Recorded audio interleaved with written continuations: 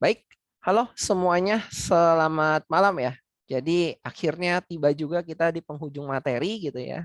Oke, hari ini udah masuk ke materi terakhir kita. Ini tentang deployment di apps ya, dan kita ngomongin tentang review. Oke, review dikit aja ya, bukan review, kita recap mungkin ya jatuhnya ya, karena kita hanya menyimpulkan saja. Kita nggak ngomongin nilik ulang-ulang lagi. Oke, kita akan ngomongin dulu, kita kan hari ini akan ngomongin apa aja sih? Gitu ya. Tenang ya, walaupun di sini poinnya banyak, sebenarnya pembahasannya sedikit ya. Jadi nggak kayak yang kemarin ya, poinnya dikit tapi bahasnya banyak banget gitu kan. Oke, kita di hari ini kita ngomongin dulu ya, intro lah kita sedikit lah ya sebelum masuk ke materinya kita. Kemudian kita akan ngomongin deployment itu apaan sih? Dan kita akan ngomongin juga deployment kita ini nanti akan kita taruh di mana sih? Gitu ya. Kemudian kita juga akan ngomongin juga gimana sih cara kita melakukan deploy-nya dari inisialisasinya, kemudian bagaimana cara kita mencoba untuk melindunginya dalam tanda kutip, kemudian kita juga akan mencoba untuk ya benar masuk ke deploy-nya itu gimana, mungkin ganti settingnya atau apa-apanya. Kemudian kita akan recap sedikit, kemudian akan ada sesi AMA ya, karena kemarin katanya ada yang mau nanya, Kak, mau nanya-nanya dong Kak, yang lain-lain katanya. Oke, silahkan, jadi ada AMA-nya juga di sini. Kemudian kita akan ada announcement-nya juga, dan kita pada akhirnya akan ada closing-nya ya, gitu ya. Karena sekali lagi kita udah masuk di penghujung ya, udah di paling terakhir materi kita. Begitu. Oke, kita akan ngomongin dulu sedikit tentang bagian intronya. Oke ya. Nah, ini nih bagian intro paling penting di pelajaran terakhir ya, gitu katanya. Ketika kita lagi bikin aplikasi, maka harapan kita itu pastinya ya, oke, aplikasi kita itu ingin bisa dilihat atau digunakan oleh orang lain ataupun sama kita sendiri lah mungkin pada akhirnya. Gitu ya. Oke. Nah, kondisi ketika aplikasi yang kita kembangin itu udah siap dipakai sama orang lain ya atau sama kita sendiri, itu maksudnya adalah sudah masuk ke dalam suatu tahap yang namanya adalah tahap productions tentunya. Oke? Dan ketika kita sudah masuk ke dalam tahap production, oke, itu artinya aplikasi kita itu sebenarnya udah siap dirilis. Oke, dirilis ke publik lah ya. Atau istilah kerennya sudah siap di deploy. Oke? Ini di-record ya, Kak? Enggak fokus. Oke, di-record kok, di-record. Tenang aja ya. Oke? Jadi ketika sudah masuk tahap productions itu artinya aplikasi kita itu sudah siap dirilis atau istilahnya itu siap di-deploy. Oke ya. Nah, pertanyaannya sekarang kita pengen ngomongin deploy. Deploy itu apaan sih? Atau deployment itu apaan sih? Gitu ya. Apakah artinya aplikasi siap rilis gitu, siap deploy? Ya, sekarang kita ngomong deploy itu apaan sih? Gitu. Maka sekarang kita ngomongin deployment. Ini apaan sih? Makhluk atau istilah aneh macam apa lagi sih ini? Gitu ya. Oke, deploy atau deployment ya, itu adalah suatu tahapan tentunya, suatu tahapan ya. Oke. Jadi kita mulai dari kita punya ide, terus kita kembangin aplikasinya kita, berarti kita ngedevelop aplikasinya kita. Kita menggunakan Git, branching dan kawan-kawan, pada akhirnya kita sudah siap aplikasinya udah mau dirilis. Begitu kan? Itu suatu tahapan pada akhirnya ya. Oke. Tahapan untuk membuat aplikasi kita itu pada akhirnya statusnya menjadi live. Oke, suatu aplikasi kita itu menjadi live, menjadi hidup. Hidup itu maksudnya apa? Bisa terlihat sama orang lain gitu ya. Oke, biasanya itu di-serve atau disediakan itu via internet. Jadi aplikasi kita itu kita taruh di negara antah berantah gitu ya. Yang entah ditaruh di mana gitu kan. Yang namanya adalah internet, jaringan gitu kan. Sehingga menjadi suatu jaringan global yang bisa dibuka oleh siapa aja dan di mana aja. Jadi modal kita punya kode gitu ya, kita taruh di suatu tempat, kemudian dari tempat itu ya nanti bisa diakses dari manapun. Begitu. Oke, jadi nggak hanya hidup aplikasi kita di komputernya kita aja. Gitu ya jadinya ya. Oke. Nah, kode aplikasinya biasanya nih ya, itu awalnya tuh dibuat di komputernya si developer. Oke. Atau kalau kita ngomong bahasa kerennya adalah di workstation-nya si developer. Begitu ya. Dan pada akhirnya kalau udah live itu akan dijalankan di tempat lain yang bernama production server. Oke, atau istilah kerennya namanya live environment. Begitu ya jadinya production server live environment itu artinya aplikasi kita sudah dideploy di situ. Begitu ya. Oke. Nah, sekarang pertanyaannya kembali lagi. Kita akan mengembalikan dengan pertanyaan. kita ngomongin ada production server. Server kan kayak komputer, Kak, gitu kan. Jadi sekarang pertanyaannya komputernya itu bisa di mana aja sih supaya kita bisa melakukan deployment. Begitu ya pertanyaannya. Oke, sekarang kita masuk nih. Bisa di mana aja sih? Gitu. Nah, kita itu bisa naruh kode production-nya kita. Oke ya, kode yang tadi yang udah siap dirilis itu di mana aja sih? Contoh paling sederhananya katanya, itu bisa di komputer kita sendiri bahkan. Ya, bahkan modal komputer kita sendiri pun bisa gitu. Asalkan apa? Nah, ada asalkannya ya, ada bintang yang berlaku gitu kan. Ada syarat dan ketentuannya. Syarat dan ketentuannya apa? Syarat dan ketentuannya adalah tentunya kita harus punya komputernya, itu pasti ya. Kita harus punya komputernya. Kemudian tadi kan kita ngomongnya lewat internet ya, berarti kan harus bisa diakses. Kalau modal internet berarti kita harus punya IP publiknya, yang tentunya harus statik, begitu ya. Dari ISP, ISP itu Internet Service Provider ya. Mungkin sebut saja yang pelat merah, kita sebutnya namanya IndiHome gitu kan, atau ada yang lain-lainnya, begitu ya. Yang bukan plat merah, sebut saja namanya adalah FirstNet ataupun yang lain-lainnya, begitu kan. Beserta dengan komputer yang nyala 24 jam, gitu ya. Oke, karena apa ya? Namanya juga production kan, kita pengennya bisa nyala kapanpun kan, bisa diakses kapanpun. Oke, atau istilahnya mungkin ya kalau kita nanti punya servernya sendiri, kita taruh di tempat kita sendiri, itu istilahnya adalah on premise. Oke. Jadi bisa nih kalau mau di komputer kita sendiri pun asalkan ada bintangnya gitu kan. Kita punya komputer yang siap nyala 24 jam. Kita punya IP public yang statiknya, terus kita punya nanti alamatnya bla bla bla. Nah, begitu. Settingnya semuanya serba mandiri kalau pakai komputernya kita sendiri. Ada konsekuensinya ya. Semuanya kita atur sendiri berarti. Oke. Ini kalau untuk pemula, untuk kita nih ya, yang kita baru belajar di front end nih, ini terlalu menakjubkan untuk kita. Kenapa? Karena kita butuh tahu koneksi jaringannya kita lah, kita harus tahu yang namanya komputernya kita seperti apalah, settingnya seperti apa, konfigurasinya seperti apa, semuanya serba mandiri. Jadi ini serba sulit kalau pakainya yang ini. Kita lanjut ke tahap selanjutnya. Oke ya, kita juga bisa nyewa komputer di komputasi awan gitu ya. Oke, atau ya mungkin istilahnya kita udah tahu nih, gitu kan ya. Istilahnya adalah kita menggunakan VPS, Virtual Private Server, begitu kan. Atau misalnya sewa gitu, atau mungkin biasanya ngomong, iya Kak, saya sewa komputer di awan gitu kan. Sewa hosting di awan gitu misalnya. Ada yang ngomong kayak begitu. Ada juga yang kayak gitu, atau kita pakai VPS. Kalau pakai VPS itu artinya kita punya komputer di awan, kita config semuanya sendiri sehingga pada akhirnya nanti itu bisa berjalan gitu ya, bisa tersedia, bisa diakses oleh siapapun begitu. Nah, ini juga sama dengan yang on premise. Kalau di on premise kita harus punya pengetahuan tentang jaringan dan kawan-kawan begitu ya. Terus kita harus tahu ISP, kita harus tahu OS dan kawan-kawan. Kalau di sini kita sewa komputer di awan, kita cukup tahu gimana cara ngonfig komputernya supaya bisa jalan. Begitu. Oke ya. Nah, ini juga ada kelemahannya apa? Karena kembali lagi, kita harus punya pengetahuan yang cukup mendalam tentang operating system yang kita gunakan di VPS-nya. Biasanya sih bawaannya Linux. Gitu. Jadi harus ngerti tuh cara konfigurasi di Linux-nya gimana, cara menyeting domainnya bagaimana dan sebagainya macamnya itu. Jadi ini juga masih agak ribet nih di sini nih. Begitu ya. Kemudian ada lagi yang lebih atasnya lagi gitu ya. Yang lebih atasnya lagi, misalnya kita menggunakan web hosting gitu kan. Jadi kita punya kode, kita cukup taruh di situ gitu ya. Dan biasanya web hosting ini berarti kita sharing sama teman-teman yang lain yang kita nggak tahu itu siapa dan kegunaannya apa di satu rak server begitu. Oke ya. Enaknya adalah dari sisi operating systemnya dan segala macamnya itu sudah diatur sama si penyedia web hosternya begitu. Oke, nggak enaknya adalah karena itu biasanya web hosting itu di-sharing, jadi tidak dedicated untuk kita. Begitu ya. Jadi kalau VPS kan mungkin bisa jadi dedicated untuk kita, maksudnya komputernya benar-benar dikasih ini loh, ada satu komputer di rak-nya sini, lu pakai nih, begitu.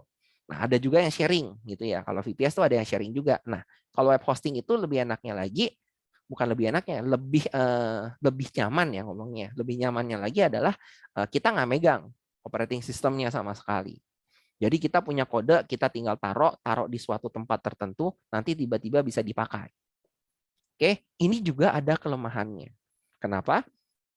Kelemahannya adalah web hosting yang zaman sekarang itu masih mengikuti yang programming language ya, atau bahasa pemrograman itu yang masih bukan Node.js pada umumnya. Walaupun sudah mulai banyak ya yang pakai Node.js sebagai web hosting, tapi umumnya itu masih belum menggunakan Node.js. Oke, sebut saja namanya adalah si pemberi harapan palsu, salah, PHP gitu ya maksudnya ya. Berarti si PHP, PHP gitu kan sebagai programmingnya, language-nya. Jadi kita harus bikin dalam bahasa PHP, kemudian kita taruh di web hostingnya kita gitu. Atau misalnya benar-benar yang udah jadi, misalnya seperti namanya, sebut sajalah namanya adalah si blog gitu ya. Oke, blogger ataupun yang lain-lain gitu ya, WP, WordPress gitu dan kawan-kawan. Begitu. Oke, kelemahannya sekali lagi, kalau berbasisnya adalah React, yang menggunakan dasarnya adalah Node.js, itu masih jarang hostingnya. Dan kalaupun ada, harus hati-hati. Karena biasanya kita tidak diberikan akses sebagai root-nya. Oke, jadi walaupun kita nguasain komputer, tapi kita nggak dikasih akses root-nya. Jadi kayak, wah agak kentang gitu. Beberapa program yang atau package yang ada di Node.js biasanya harus menggunakan root gitu atau apa-apa ada settingan yang harus pakai rootnya. Jadi ini agak susah lagi gitu. Oke, jadi serba ribet nih tiga-tiganya ini nih. Ada masing-masing ada pros and cons-nya, ada plus dan minusnya. Oke, di satu sisi yang ini tuh kita nguasain semuanya sendiri, nggak enaknya kita config semuanya sendiri. Yang ini kita punya komputernya di negara antah berantah, jaringannya diatur sama orang lainnya.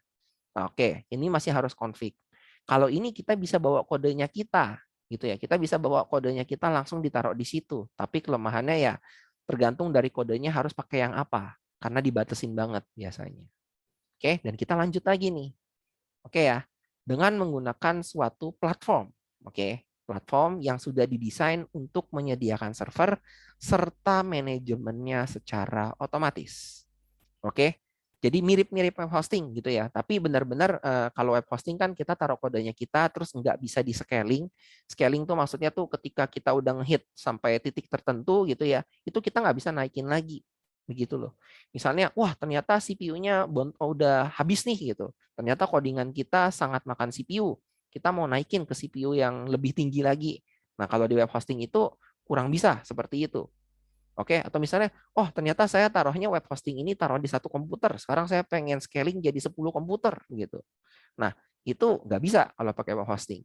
Makanya harus ada platformnya yang menyediakan server dan manajemennya, biasanya scaling dan kawan-kawannya itu secara otomatis.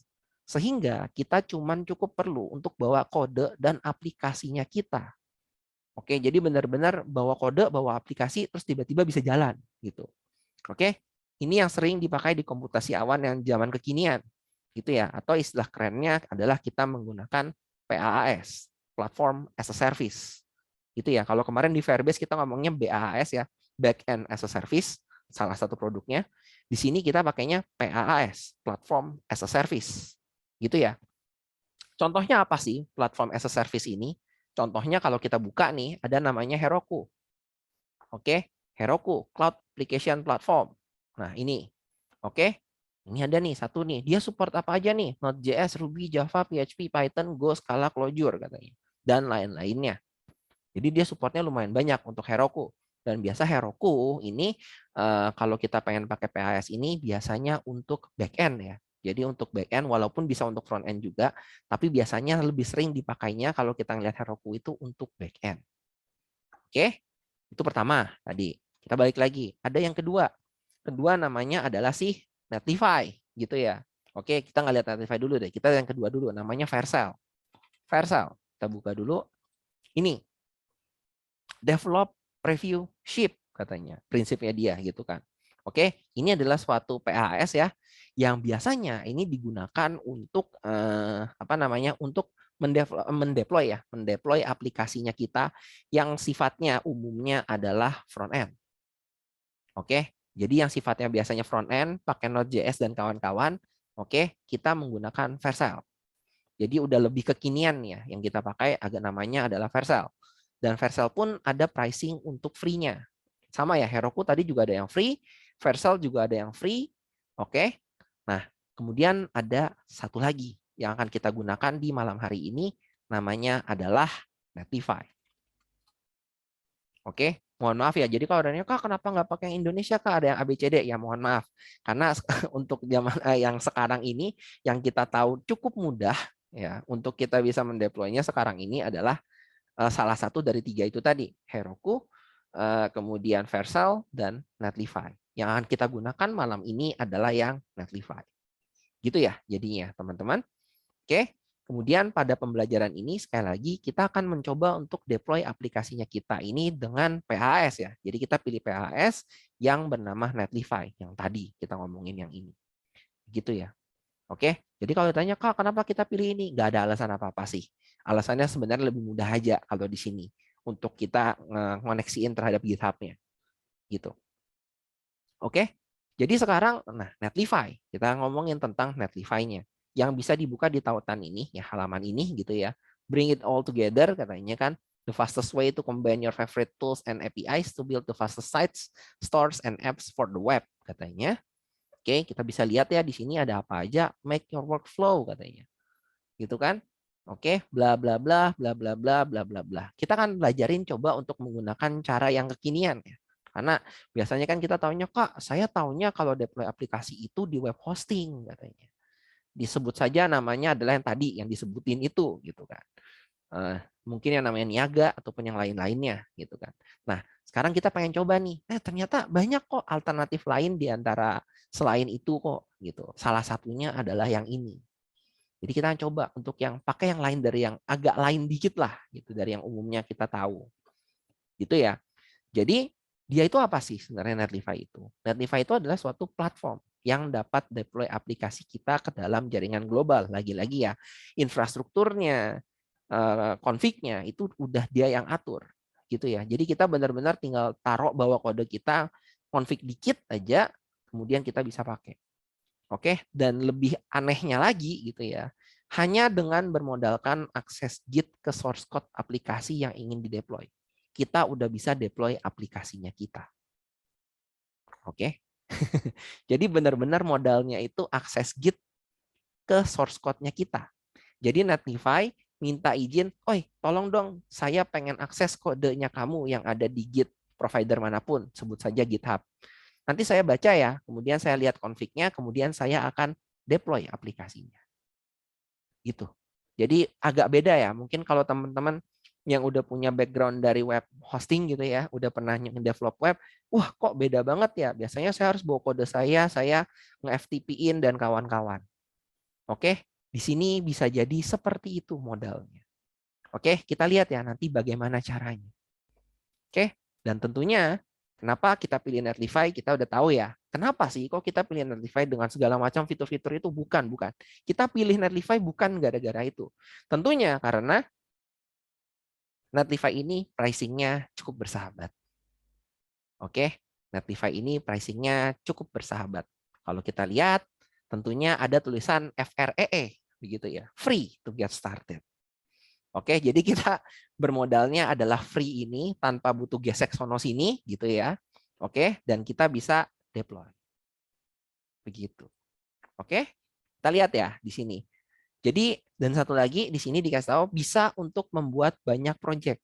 Oke, banyak ya, unlimited dalam tanda kutip ya, seperti biasa ya, kata-kata marketing ya, unlimited dalam tanda kutip dan bandwidth-nya kita diberikan 100 GB per month untuk aplikasi. Oke, maksudnya 100 GB per month itu seperti apa? Jadi kalau kita bikin satu project, ya kita harus mikir-mikir dong, oh size dari aplikasi saya itu kira-kira berapa dan kawan-kawan. Begitu ya? Oke, jadi supaya bisa diakses. Oke, FYI aja, sekedar info saja. Aplikasi yang di sini, aplikasi ini yang Welcome DTS React ini juga dideploy di atas Netlify dan per bulan teman-teman akses itu sekitar 500 mega sampai 800 mega pas peak-nya per bulannya dari 100 giga. Jadi masih lebih banget dari cukup. Begitu. Oke, sekedar info aja ya, sekedar info ya. Jadi website ini dibikin di atas Netlify. Oke, saya cuma modalnya seperti itu. Modal bandwidth per bulannya itu sekitar 500 mega sampai 800 mega per bulan selama ini. Oke, dari 100 GB yang diberikan. Oke. Cara tahunya gimana Kak bandwidth yang digunakan per bulan? Udah ada meterannya dari si Netlify-nya. Jadi nanti kita bisa lihat ya. Oke. Sudah ada meterannya dari Netlify-nya. Begitu. Oke. Jadi gimana nih? Sekarang kita pengen nyoba pakai deh. Gitu ya. Kita pengen nyoba pakai nih sekarang. Oke ya. Jadi di sini saya udah punya ini aplikasi yang kemarin ya, Education React List and Axios. Yang ini ya. Ada di branch yang ini. Tentunya saya tidak menggunakan akun asli ya. Di sini saya pakai akun dummy ya, jadinya ya. Kalau teman-teman bisa lihat, saya nggak pakai akun asli. Di sini saya pakai akun dummy. Sekarang kita akan coba untuk menggunakan Netlify ini. Oke, gimana sih caranya kita?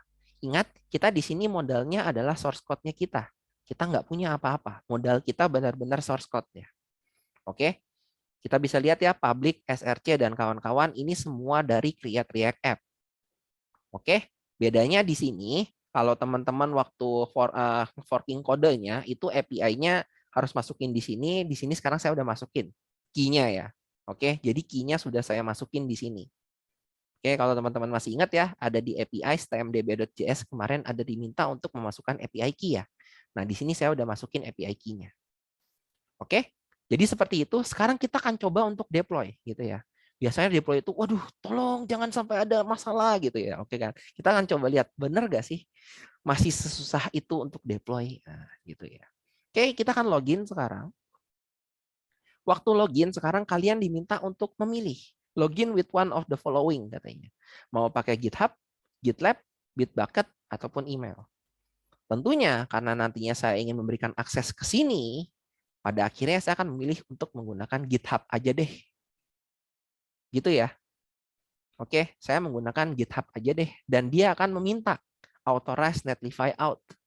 Tolong dong, saya Netlify ini pengen akses GitHub kamu nih katanya. Oke, dan modal informasi yang kita berikan hanyalah email address katanya. Boleh nggak nih kasih? Ya udah, kan kita pengen di-build kan sama Netlify kan. Kita kasih aja deh, kita authorize. Oke, setelah selesai, ini saya belum pernah masuk nih ceritanya nih. Get started, oke lah ya. Jadi kita mulai dari awal nih. Oke, kan katanya kemarin-kemarin kok nggak mulai dari awal. Ya udah, saya mulai dari awal gitu ya. Oke, I'm using Netlify for ya terserah lah ya. Saya misalnya pakai personal, saya adalah developer, my first project will be personal portfolio. Oke ya, make team katanya. Jadi di sini ada sistem tim ya. Oke, jadi misalnya saya pakai tim DTS React gitu ya. 2A misalnya namanya. Setup and continue gitu kan katanya. Oke, kita setup and continue. Oke, nah di sini nih kita langsung dikasih pilihan import deploy your first project katanya. Oke, jadi di sini ditanyain import an existing project from a Git repository or pick a starter template katanya. Oke, pengen pakai starter bisa, pengen giring dari Git-nya kita juga bisa. Oke, atau pengen deploy-nya manual, bawa kodenya kita taruh di sini katanya. Oke, jadi bagi tadi ada nanya, kok ini kodenya berarti harus diapa-apain? Nah, kita lihat dulu di sini. Oke ya, kita import dari Git. Karena kita mau dong, kita udah punya source code-nya kita kan. Tempat penaruh kodenya kita di Git. Nah, sekarang kita pengen pakai, import aja dari Git. Oke, import.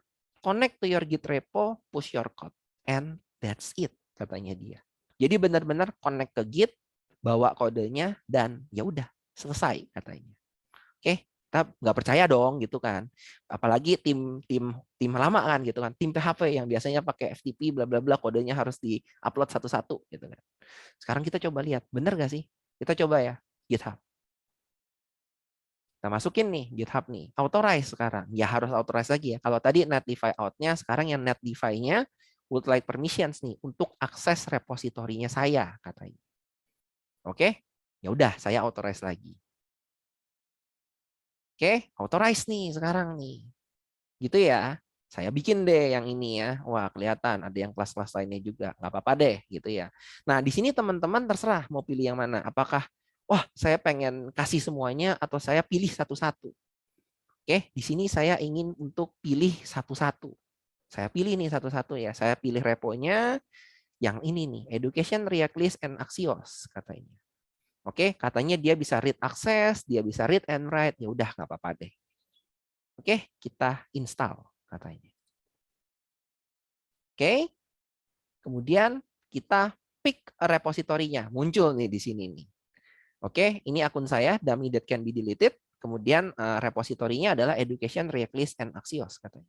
Oke, kita akan pakai yang ini. Kita pakai. Oke, kita pilih deh. Branch-nya mau pakai yang mana sih? Gitu ya.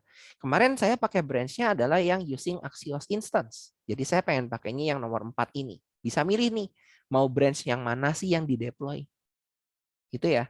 Kita pilih aja, using Axios Instance. Oke, kemudian kalau teman-teman punya build yang khusus ya, harus build-nya gimana-gimana gitu, kita nggak pakai yang ini, kita langsung aja deploy. Dan kita dengan sabar menunggu. Oke, kita dapat nih emailnya nih, domainnya kita nih, redblankmange-2fb330 katanya. Sedang di-build sama dianya.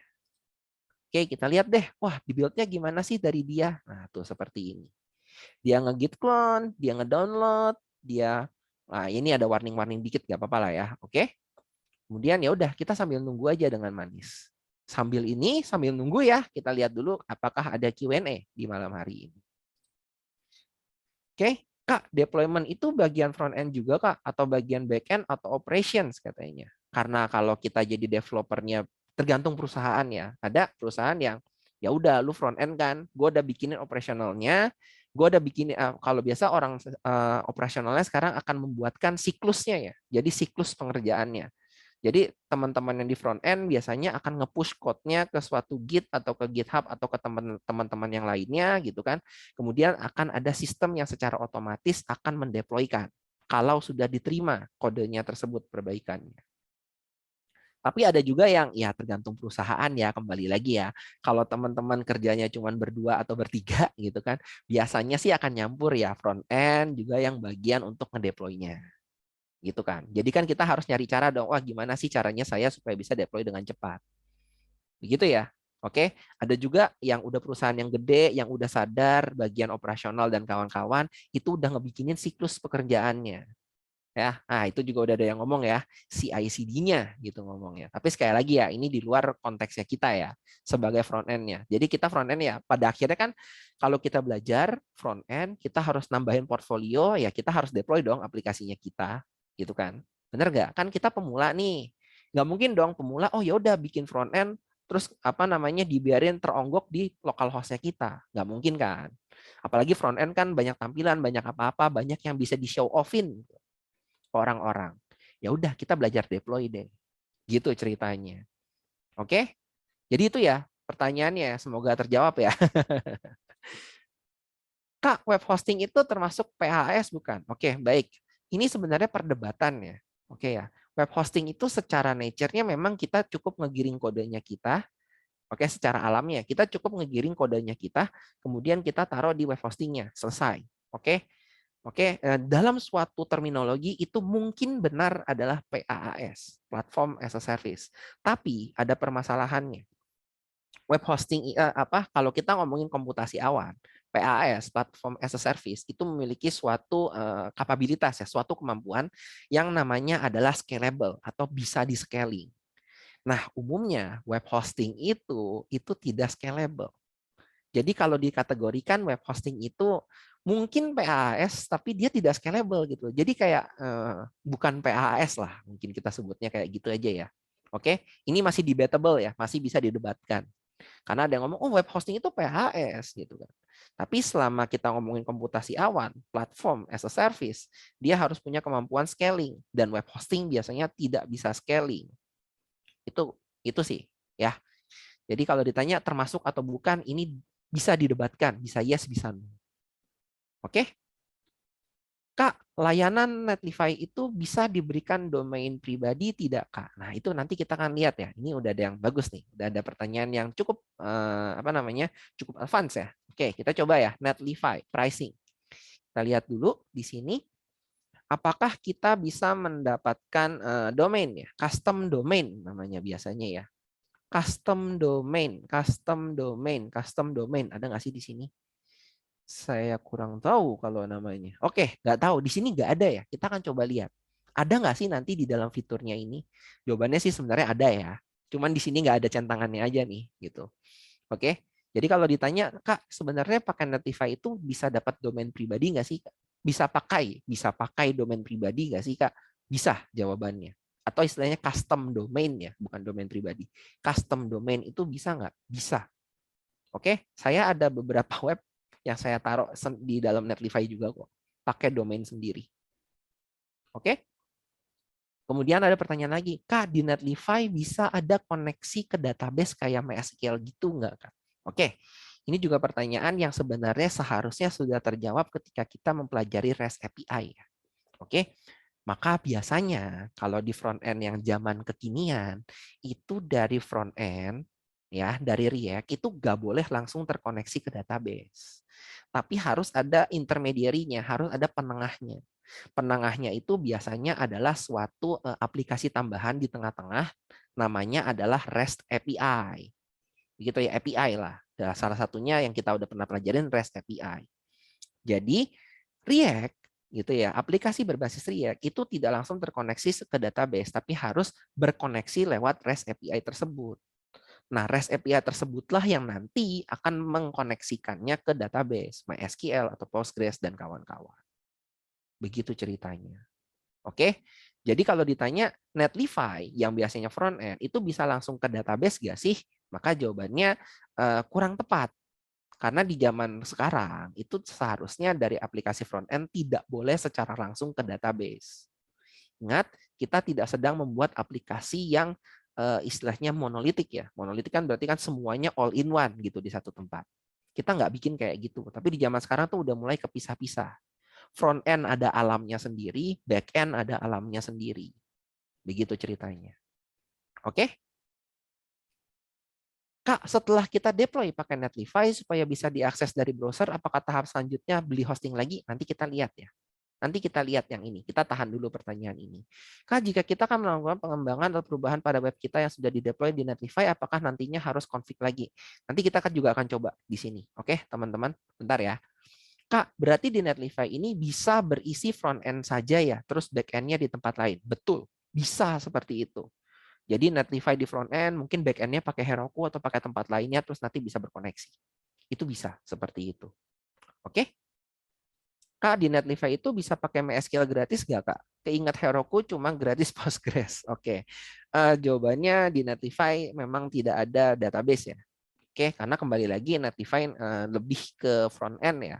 Oke, kalau database yang gratis memang setahu saya rata-rata itu pakai Postgres, bukan pakai MySQL sih. Karena contohnya Heroku pakai Postgres, Supabase yang kemarin juga pakainya Postgres. Kalau yang MySQL mohon maaf saya kurang tahu sih apakah ada yang gratis atau tidak. Oke? Kenapa nggak pakai web hosting Firebase? Nah, Firebase juga bisa sih sebenarnya. Cuman kalau Firebase kita nge-setting di bagian awalnya agak ribet ya. Apalagi kamu nantinya pada akhirnya harus pasang tools-nya dulu. Gitu ya. Dan kita nggak mau nih ada pasang tools-nya. Gitu kan. Kita maunya ya yang simple-simple aja lah gitu. Yang klik-klak kan. Karena katanya kan sekarang click ops ya. Bagi teman-teman yang udah di DevOps pasti ngerti itu istilahnya. Sekarang kan sudah zamannya click ops, Kak. Ngeklik bisa jadi operational katanya. Wah, ya udah ini kita sediain kenapa nggak kita disediakan kenapa kita tidak menggunakannya. Gitu kan. Ayolah, kita itu kalau ada yang gampang kenapa pilih yang ribet gitu kan. Jangan kalau ada yang ribet kenapa pilih yang gampang. Gitu ya. Oke? Kak mau tanya, GitHub kan juga bisa dideploy kan? Kok tidak ada? Ada sih GitHub Pages sebenarnya. Tapi itu untuk statik ya, dia tidak terlalu fully di front end. Oke? Kak, gimana kalau web kita menggunakan database jika kita akan deploy ke Netlify? Ya berarti harus dipisah logiknya, harus punya suatu intermediary-nya, harus bikin REST API-nya di tempat lain. Itu sih solusinya. Oke, atau bisa menggunakan yang kekinian ya, yaitu functions, serverless functions. Tapi sekali lagi nggak di cover di sini ya, karena itu full stack jatuhnya. Harus ngomongin backend. Oke, sebentar kita balik lagi ke deploy. Deploy-nya cepat kok, harusnya cuma 1 menit 2 menit. Nah, ini udah selesai nih katanya nih. Netlify build complete. Oke, kalau kita ngelihat katanya sudah selesai. Kita lihat di bagian sini katanya sudah publish. Oke, beneran udah publish? Ya, udah publish. Jadi tadi teman-teman nanya itu ya, tadi ada yang nanya kayak di chat. Oh, berarti kita harus beli hosting lagi ya? Oh, itu tadi ya. Berarti kita harus beli hosting lagi ya ini ya. Oke, kita langsung coba aja ya. Ternyata di sini kita udah dikasih suatu domain buat kita nyoba. Oke, jadi kita klik nih ini. Dan aplikasi kita sudah up. Teman-teman juga bisa buka di chat ya. Biar, Kak, bohong nih Kak, di tempat saya nggak bisa buka nih, bohong katanya. Silakan teman-teman coba dibuka aja itu webnya. Ada di Zoom chat dan ini sudah up. Ya, teman-teman boleh coba dibuka gitu. Up nggak nih? Up nggak nih? Bisa ya? Up ya? Bisa ya? Nah, gitu. Jadi di zaman sekarang ya deploy itu udah nggak seribet zaman dulu lagi ya. Kalau kita ngomongnya adalah aplikasi front end. Ya, kalau aplikasi yang gede banget tentunya beda ya. Oke. Kita kan ngomonginnya untuk kita dulu nih, jatuhnya di portfolio, site kecil-kecilan. Nah, ini bisa pakai ini. Gitu. Oke, operasionalnya yang kecil-kecil lah ya. Kalau yang udah gede seperti super apps layaknya e-commerce yang sudah unicorn dan ataupun dekakorn ya tentunya pasti berbeda di balik layarnya. Oke ya. Tapi kalau untuk kita nih yang pengen nge-show offin, oh saya punya portfolio A, B, C, D, E, F, G, H. Saya taruh di Netlify, saya taruhnya di Vercel dan kawan-kawan. Itu bisa seperti ini. Begitu ceritanya.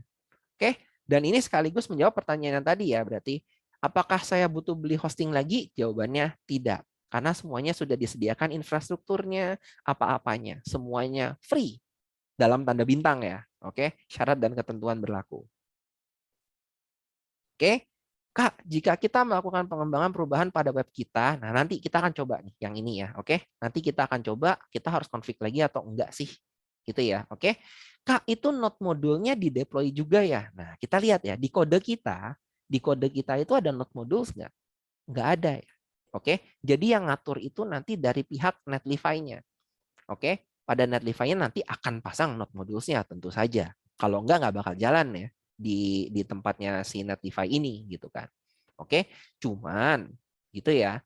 Cuman ya itu benar-benar udah diatur lah sama dia. Jadi kita benar-benar terima jadinya aja sih.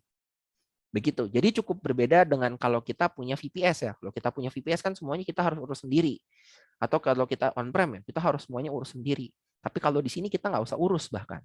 Modal giring kode, benar-benar bawa kode dari GitHub, plek, tiba-tiba jadi. Jadi udah beda ya. Zaman sekarang itu sudah segila ini gitu untuk kita mendeploy aplikasi ya. Tentunya yang ringan ya.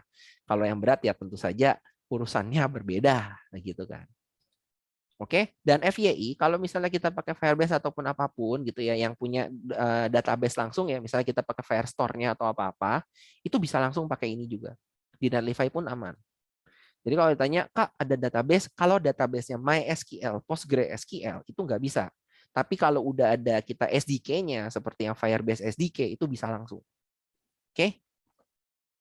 Jadi bisa ya. Jadi apakah harus dikonfig? Kita nanti lihat yang ini. Node module di deploy itu urusannya Netlify. Oke? Kemudian, Kak, domain yang diberikan bisa di-custom nggak, Kak? Nah, nanti kita lihat ya. Itu gimana. Ada pembelajarannya kok nanti. Oke? Maaf, tadi ketinggalan masuk. Hari ini tema materinya apa? Deployment. Oke? Apakah alamat domain yang free itu tetap terus tidak berubah-berubah, Kak? Nggak berubah. Itu benar-benar di-assign untuk kita. Oke? Aman ya jadinya ya. Bisa berubah nggak? Nanti kita lihat. Oke? Kak, kalau ada perubahan di aplikasi, cukup push ke GitHub aja ya, Kak. Nanti yang di Netlify juga berubah ya, tanda tanya. Oke, kita nanti akan coba lihat ya. Oke, Kak, itu kan endpoint URL-nya generate hasil dari Netlify. Kalau custom sendiri bagaimana caranya, Kak? Nanti ya, sabar ya. Oke. Kalau zaman dulu gimana Kak buat deploy katanya. Oke. Kalau zaman dulu itu benar-benar kita harus beli VPS-nya dulu, kita atau beli web hosting-nya dulu. Nanti kita punya kode, kita kirim satu-satu kodenya ke webnya gitu kan, ke sononya, baru nanti bisa. Nggak kayak gini, modal GitHub ke connect tiba-tiba jeder deploy. Zaman dulu punya kode dikit-dikit upload satu-satu. Ya, coba tuh teman-teman yang developer zaman dulu gitu mungkin bisa chat juga gitu kan. Oke, ya. Oke, kira-kira seperti itu. Kak, kalau kita punya domain sendiri bisa nggak ya? Bisa jawabannya. Nanti ya, nanti. Sabar satu-satu ya. Oke, kita lihat dulu ya pembelajaran kita dikit-dikit ya. Oke, zaman HTML bikin Dreamweaver, iya. Oke, ini ya.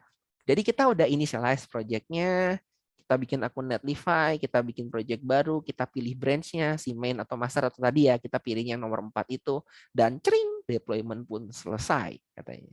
Ya, ini adalah contohnya nih, contoh hidupnya, cering, deployment-nya pun selesai. Gitu. Jadi sudah segila ininya gitu ya, sudah semudah ininya. Oke, langsung diserbu ya nggak apa-apa gitu ya. Oke, ini harusnya pakai emoji ya, cuman emoji saya fontnya nggak jalan nih di Chrome saya, jadi kotak-kotak jadinya ya. Mungkin di teman-teman kalau ada yang emojinya jalan, ini harusnya Magic One deh kalau nggak salah. Oke, nah gitu doang Kak. Nah, kita udah lihat ya, begini doang nih buat kita deploy. Dan jawabannya adalah yes, hanya begini aja kita ngedeploynya. Oke, kita punya kode, kita taruh di GitHub, tiba-tiba selesai. Oke, nah sekarang kita akan coba lagi ya, naikin dikit deh. Misalnya nih, katanya, Pak, kalau saya punya key, saya pengen lindungin gimana caranya ya Kak, kalau di sini ya. Nah gitu ya. Ada yang nanya ya kemarin seperti itu. Oke, bagaimana kalau kita punya tulisan ataupun key ataupun ya data-data yang ingin kita lindungin? Oke, sebelumnya tapi kita harus tahu satu kata ini dulu. Oke ya. Ketika kita sedang membuat aplikasi di sisi klien seperti React ini, atau istilah kerennya adalah client side rendering. Oke, kita harus selalu punya suatu asumsi. Mohon maaf, ini ada yang bersuara, saya mute dulu ya. Oke, kita harus memegang suatu asumsi. Oke, seluruh kode yang ada di sisi klien, yang bisa kelihatan di klien, yang bisa kelihatan di browser, oke, itu sebenarnya kodenya itu bisa kelihatan.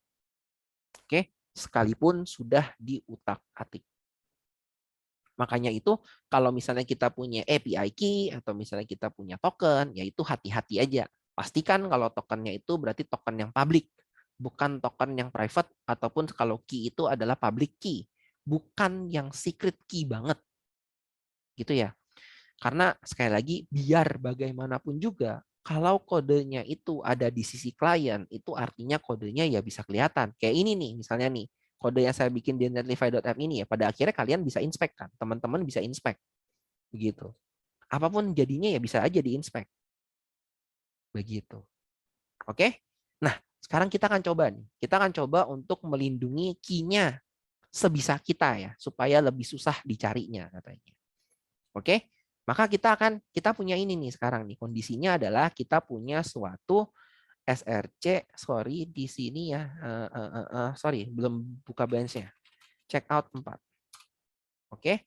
Jadi di branch yang ini nih, oke, ada API, ada TMDB, kita punya API key yang ini, gitu kan. Ini API key-nya saya ya, teman-teman ya. Nggak apa-apa deh, ntar bisa di-reset dengan gampang. Ini, saya punya API key. Harapannya adalah, wah API key ini harus saya sembunyiin. Saya nggak boleh nggak sembunyiin ini. Nanti kalau kelihatan nggak enak katanya. Harus saya bikin untuk lebih susah dicari. Ingat ya kata kuncinya ya. Bisa jadi lebih susah dicari. Wah gimana tuh caranya tuh? Maka kita akan coba untuk giring ini ke ranahnya si dashboardnya Netlify. Kita taruh di Netlify-nya katanya. Oke? Gimana tuh Kak? Nah kita lihat di sini. Ya, di bagian sini ada banyak nih. Site overview, plugin, functions, bla bla bla. Kita coba lihat ya, di site overview dulu, ada apa sih? Ada katanya site setting, domain setting, dan kawan-kawan. Kita lihat site setting. Oke, di bagian build and deploy. Oke, ini ada sesuatu yang namanya adalah environment. Oke, di sini kita akan menggunakan sesuatu yang namanya adalah environment variables. Oke, atau mungkin kalau teman-teman yang di ranahnya Node.js udah pernah pakai atau PHP pernah pakai, ini adalah environment variables itu biasanya nama filenya .env. Begitu ya, .env istilahnya, .env atau .env. Gitu ya. Maka di sini kita akan edit variabelnya. Kita mau masukin variabel apa sih? Gitu. Oke ya, variabelnya mungkin namanya adalah si ini kan. Si TMDB API gitu misalnya, TMDB key misalnya kan, TMDB underscore key. Kita kasih value-nya apa? Ya value-nya ya ini key-nya kita. Nggak kelihatan nih katanya ini. Oke, save. Udah selesai, kita tinggal pakai katanya. Tapi, ada tapinya ya, ada tapinya.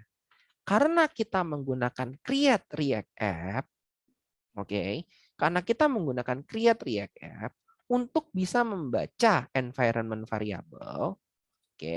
Jadi create React app, oke, untuk bisa membaca environment variable, dia harus menambahkan prefix. Oke, prefixnya namanya adalah React underscore app underscore nama variabel. Oke, berarti kalau kita ingin bisa menggunakannya, kita harus menambahkan kata-kata variabelnya kita adalah React underscore app underscore. Namanya gede semua ya. Umumnya, oke ya, umumnya environment variable itu ditulis dengan semuanya huruf besar, tidak boleh ada spasi, tidak boleh ada dash. Oke, jadi kalau ada dash biasanya akan kita jadikan underscore. Oke, jadi kalau ada minus ini nggak boleh, harus ada underscore. Begitu. Oke ya. Atau kalau nggak ngerti environment variable itu, anggap aja ini adalah variabel global di sisi operating system, di sisi OS. Gitu. Oke, yang bisa dibaca oleh aplikasi. Gitu. Oke, kita save nih sekarang. Oke ya, React underscore app underscore tmdb underscore key jadinya. Oke, kemudian cara bacanya gimana di dalam si React app-nya kita. Jadi kita API key-nya bukan pakai ini lagi.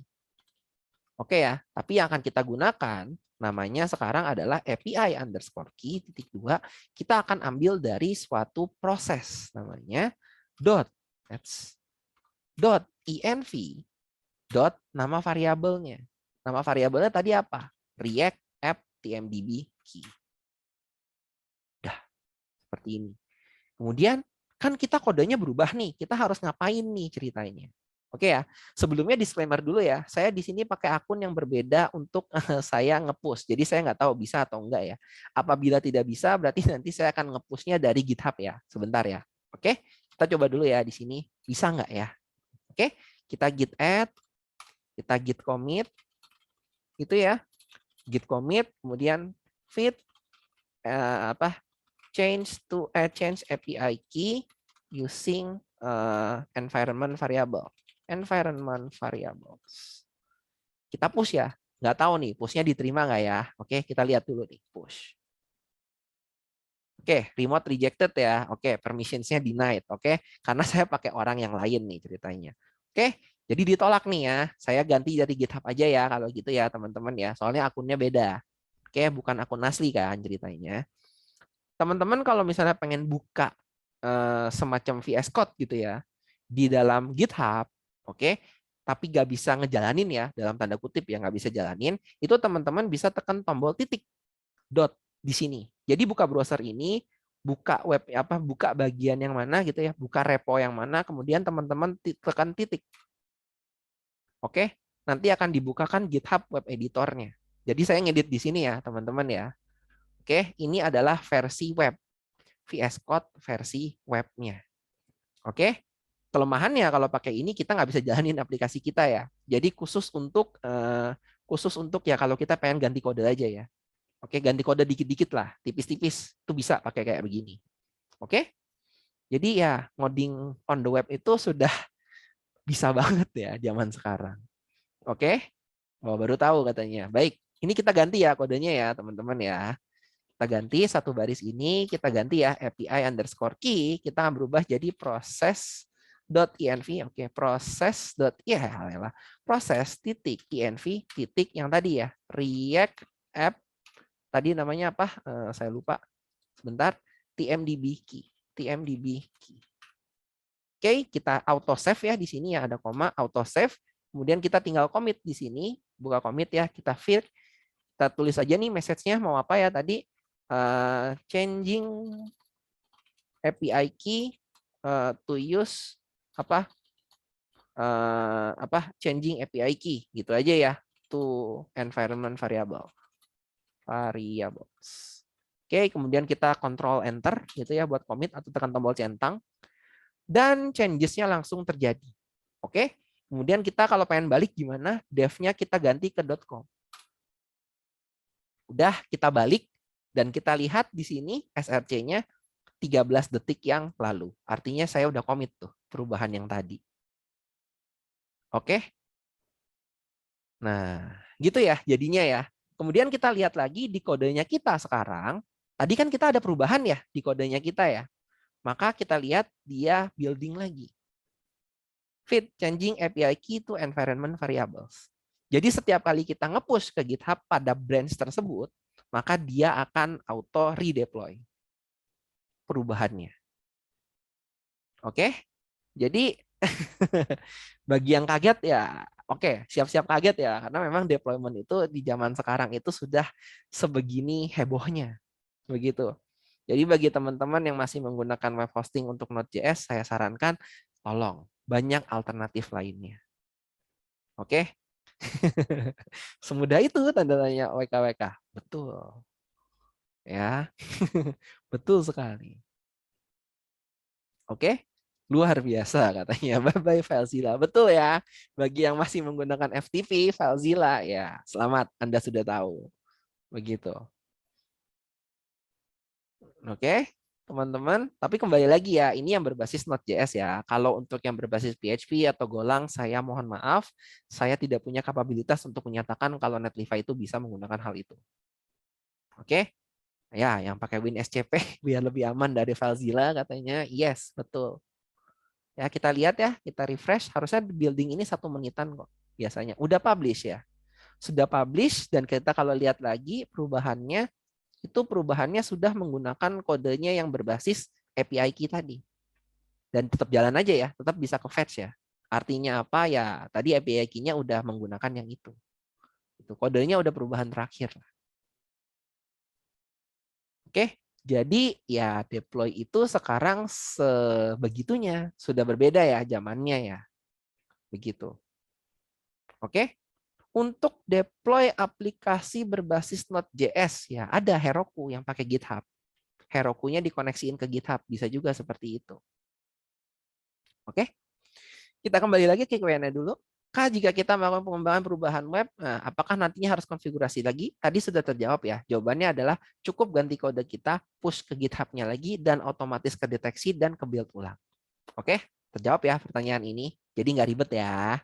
Kak, domain yang diberikan itu bisa di custom atau enggak, Kak? Oke, sip. Ini pertanyaan tadi ya. Saya jawab ya. Kalau begitu, saya akan buka ke sini. Mana itu? Netlify-nya. Netlify-nya. Netlify-nya tadi ketutup ya? Ya, ketutup. Oke, saya buka lagi ya Netlify-nya ya. Berarti saya login lagi.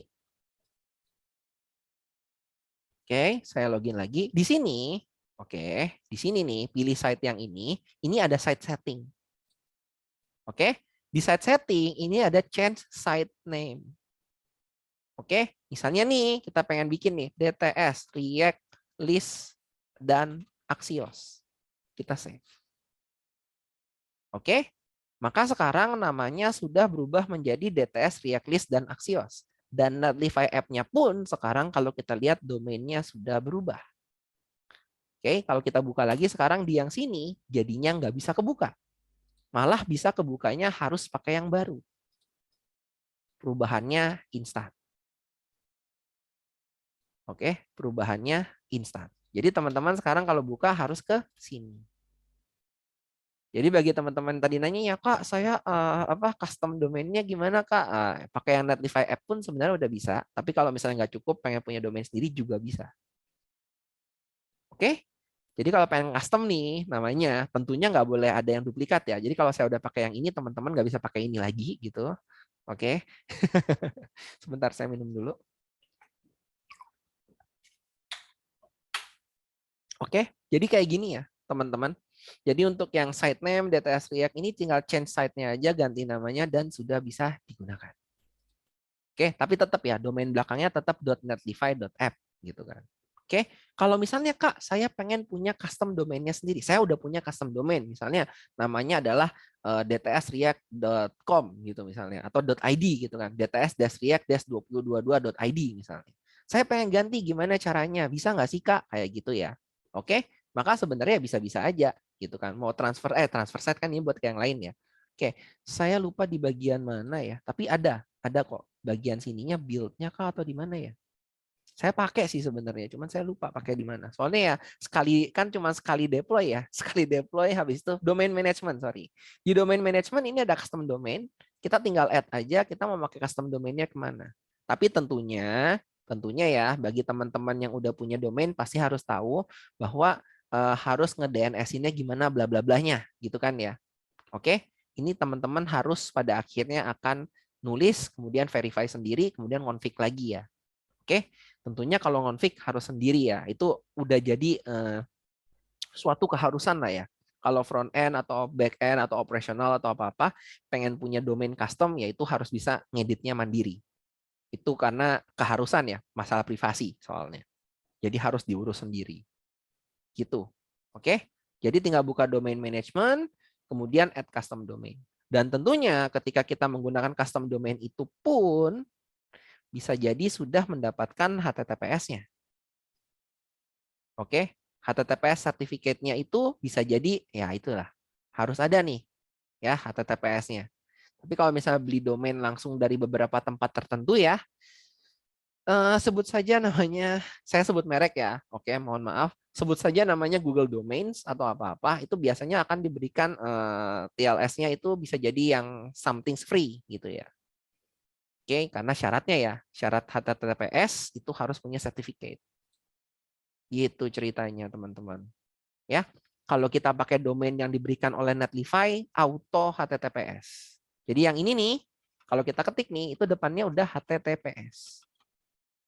Oke, jadi pakai domain bawaan Netlify pun sudah HTTPS. Bagi teman-teman yang nggak tahu bedanya ada S dan tidak ada S adalah kalau HTTPS itu artinya HTTP secure, HTTP yang lebih aman. Oke, perbedaannya apa? Ketika kita ngepost atau kita ngeget, kita memberikan data lewat web. Kalau pakai HTTP, yang kita post dan kita get itu terlihat apa adanya. Kalau pakai HTTPS, itu tidak terlihat apa adanya. Gitu ya. Ada S lebih aman. Nah, gitu ya ceritanya. Bukan ya ada es lebih dingin bisa. Oke. Tapi sekali lagi ya itu di luar ranah pembelajaran kita. Ya, ranah pembelajaran kita cuman sampai ya deploy aja di Netlify-nya. Gitu ceritanya. Oke, teman-teman. Jadi seperti itu ya. Jadi gimana cara kita protect-nya nih yang klien kita di API key-nya ya udah buka setting, build deploy, kita masukin environment variable, kemudian di kodenya kita awali dengan React App ya. Gitu kan. Proses env React App nama variabelnya apa. Udah seperti itu. Jadi deploy itu kita nggak yang ribet-ribet kok gitu ya. Dan semuanya bisa kok. Gitu kan. Kita udah pilihin yang lumayan mudah lah. Yang semuanya bisa pakai. Ya kan? Tentunya teman-teman pasti bisa pakai dong kalau cara yang kayak ini dong, ya kan? Bener-bener tinggal klik-klik-klik tiba-tiba door deploy gitu kan.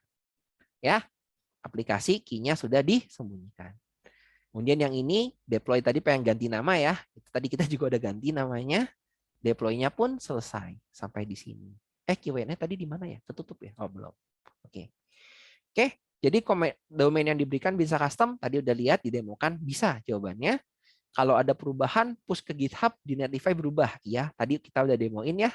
Oke, kita ganti kode di GitHub, kita push, kita commit gitu ya, commit dan push gitu. Dan di Netlify pun auto deploy ulang. Kemudian endpoint URL generate kalau custom sendiri itu tadi juga udah ya dikasih tahu ya pakai custom domainnya itu nggak bisa harus punya domain sendiri dulu. Saya nggak bisa nyontohin kalau itu karena domain tidak gratis. Oke. Ini juga sama ya custom domain tadi udah dikasih tahu ya jawabannya bisa digiring aja ke situ itu yang tadi. Oke, serasa terhina zaman dulu tenang. Saya juga orang zaman dulu untuk ngedeploy saya masih merasakan pakai FileZilla dan kawan-kawan gitu kan. Jadi saya juga merasakan oh sekarang juga masih kayak gitu. Ya, selamat ya gitu ya. Sekarang Anda sudah tahu ya bahwa ada loh yang semodern ini gitu kan. Oke, semoga bisa cepat-cepat tobat dan berubah ya. Loh, kok ngomongnya gitu? Oke. Kak, jika pakai env saat request apakah sama aja kelihatan ya, Kak? Maka jawabannya adalah iya, kelihatan. Oke, karena kembali lagi ya, ini client side rendering. Oke, ini client side rendering, maka semua key itu pada akhirnya akan kelihatan. Oke, so please jangan simpan key yang terlalu secret lah ya dalam tanda kutip di client side rendering ini, di React ini. Gitu. Oke, karena pada akhirnya kita tidak bisa melindunginya kecuali kita mau membawa React ini ke server side rendering, which is pembelajaran yang berbeda lagi. Gitu ya, karena kalau kita udah ngomongin server side, kita akan ngomongin di backend-nya juga. Jadi ngomonginnya full stack ya, back end dan front end. Oke, pembelajaran yang berbeda. Udah ada SSL-nya Kak? Betul, sudah ada. Bisa kita lihat ya, kalau kita nggak percaya gitu, beneran udah ada ininya belum sih gitu kan. Kita buka nih di sini, Firefox yang kebuka. Kita buka nih ya di sini, kita lihat aja tadi ya HTTPS-nya dari mana gitu kan. Oke, kita lihat aja ini ada kunci connection is secure dan sudah ada ya dari mana sertifikatnya valid. Kita bisa lihat dari issued to bintang.netlify.app by Digisar. Oke, jadi HTTPS-nya, SSL-nya auto didapatkan. Oke, saya nggak ngomongin lebih lanjut ya tentang SSL ya, biar teman-teman fokusnya ke React-nya, nggak fokus ke ininya ya, SSL. Pembelajaran yang berbeda. Kak, tadi API key-nya dapat dari mana ya? Saya pakai TMDB, The Movie Database ya. Ambil API-nya, nyomot dari situ. Bikin akun sendiri, nyomot API-nya dari situ. Pembelajaran React List dan Axios. Silakan dicoba ditonton ulang untuk recordingnya. Oke? Kak, kenapa kok kebanyakan OS servernya Linux? Oke, jawabannya sebenarnya satu. Free. Udah ya. Dan kedua, karena kita harus mengakui ya bahwa operating system Linux yang ada di bagian server itu jarang menggunakan tampilan atau jarang menggunakan GUI ya, graphical user interface, sehingga menggunakan memory footprint yang lebih sedikit.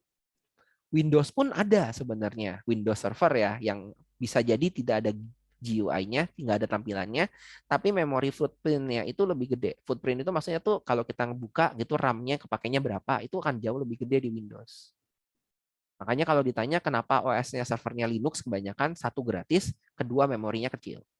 Jawabannya sih gitu. Oke? Netlify ini kan hanya salah satu. Kalau best practice-nya biasanya gimana? Best practice-nya sesuaikan dengan kantong Anda dan perusahaan Anda. Kebijakannya, policy-nya, dan biasanya yang ngomongin tentang compliance-nya gimana. Saya nggak bisa ngomong bahwa best practice-nya gimana. Kalau best practice-nya sebagai saya developer yang murahan gitu ya, dalam tanda kutip, ya saya carinya yang murah-murah. Saya carinya yang free. Kalau ditanya best practice-nya ya sesuaikan dengan kantong. Kan gitu. Ya. Kalau kita maunya, oh saya maunya dilihat perusahaan, ya udah mungkin pakainya yang AWS ataupun pakainya yang lain-lain lah pokoknya. Begitu ya. Oke. Kak, kalau masukin API key-nya di aplikasi native-nya gimana, Kak? Apakah sama dengan aplikasi React yang native atau non-framework? Sama. Taruhnya begitu juga. Kita tembak pakai fetch API kan gitu kan jatuhnya. Sama aja kok. Oke?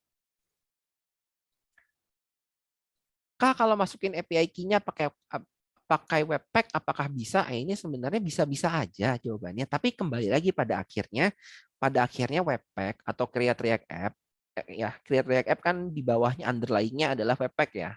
Itu bisa kalau pengen pakai Webpack, tapi kita harus tahu bahwa aplikasi yang dideploy pada akhirnya itu adalah client side. Jadi pada client side API key-nya ya pada saat build gak kelihatan, tapi pada saat finalnya ya kelihatan juga. Jadi kalau dilindungin tetap aja kelihatan gitu. Kata kuncinya gitu sih sebenarnya. Ya, hati-hati ya teman-teman ya bahwa ya aplikasi yang dibikin menggunakan React gitu ya, key-nya itu pasti kelihatan. Itu udah pasti. Ya, kita harus pegang pedoman itu. Oke? Nah, kalau kita view Angular apakah sama dengan kata-kata React? Ya enggak, tergantung packernya, tergantung buildernya. Ya disamakan. Ya ini kan pembelajarannya React nih. Kalau ngomongin Angular app atau Vue app, dicoba dibaca dari dokumentasinya masing-masing. Jawabannya seperti itu ya. Karena kan saya nggak tahu kamu build-nya pakai apa. Bisa saja kamu build-nya pakai yang lebih keren yang sekarang yang namanya Vite gitu kan. Ya itu caranya bukan Angular underscore app atau Vue underscore app, tapi ya Vite apa gitu kan. Beda lagi. Ya, teman-teman. Jadi, tolong dibaca dari dokumentasi masing-masing. Jangan dianggap semuanya sama. Pastinya beda. Kenapa server Linux lebih secure daripada Windows? Ya, sekarang Windows source code-nya ketutup. Udah ya, Linux source code-nya kebuka. Semua orang bisa lihat, semua orang bisa tambal. Udah, jawabannya gitu aja ya. Oke? Kak, kalau kita masih zaman dulu, node modules-nya harus diupload juga ya, Kak. Biasanya sih kita akan masuk ke server sononya, kemudian kita akan pasang secara manual. Kalau pakai VPS. Atau kalau pakai web hosting, saya jujur kurang tahu web hosting Node.js. Ya, Karena jujur sekali lagi, sejak ada yang beginian, saya udah nggak pakai web hosting. Oke, jawabannya begitu ya. Jadi saya mohon maaf, saya kurang bisa untuk menjawab kalau di web hosting. Tapi kalau di VPS, yes, harus pasang secara mandiri. Itu jawabannya. Rekomendasi untuk deployment berbayar yang bagus apa ya? Carilah yang terdekat dengan tempat Anda. Oke, berarti kalau di Indonesia, cari yang di Indonesia yang ada server Indonesianya. Mungkin pakai AWS atau mungkin pakai GCP atau pakai yang lain-lainnya. Atau pakai yang Indonesia sekalian. Tapi kalau targetnya adalah sampai ke global, ya berarti harus dicari titik tengahnya harusnya deploy-nya di mana. Itu jawabannya sih.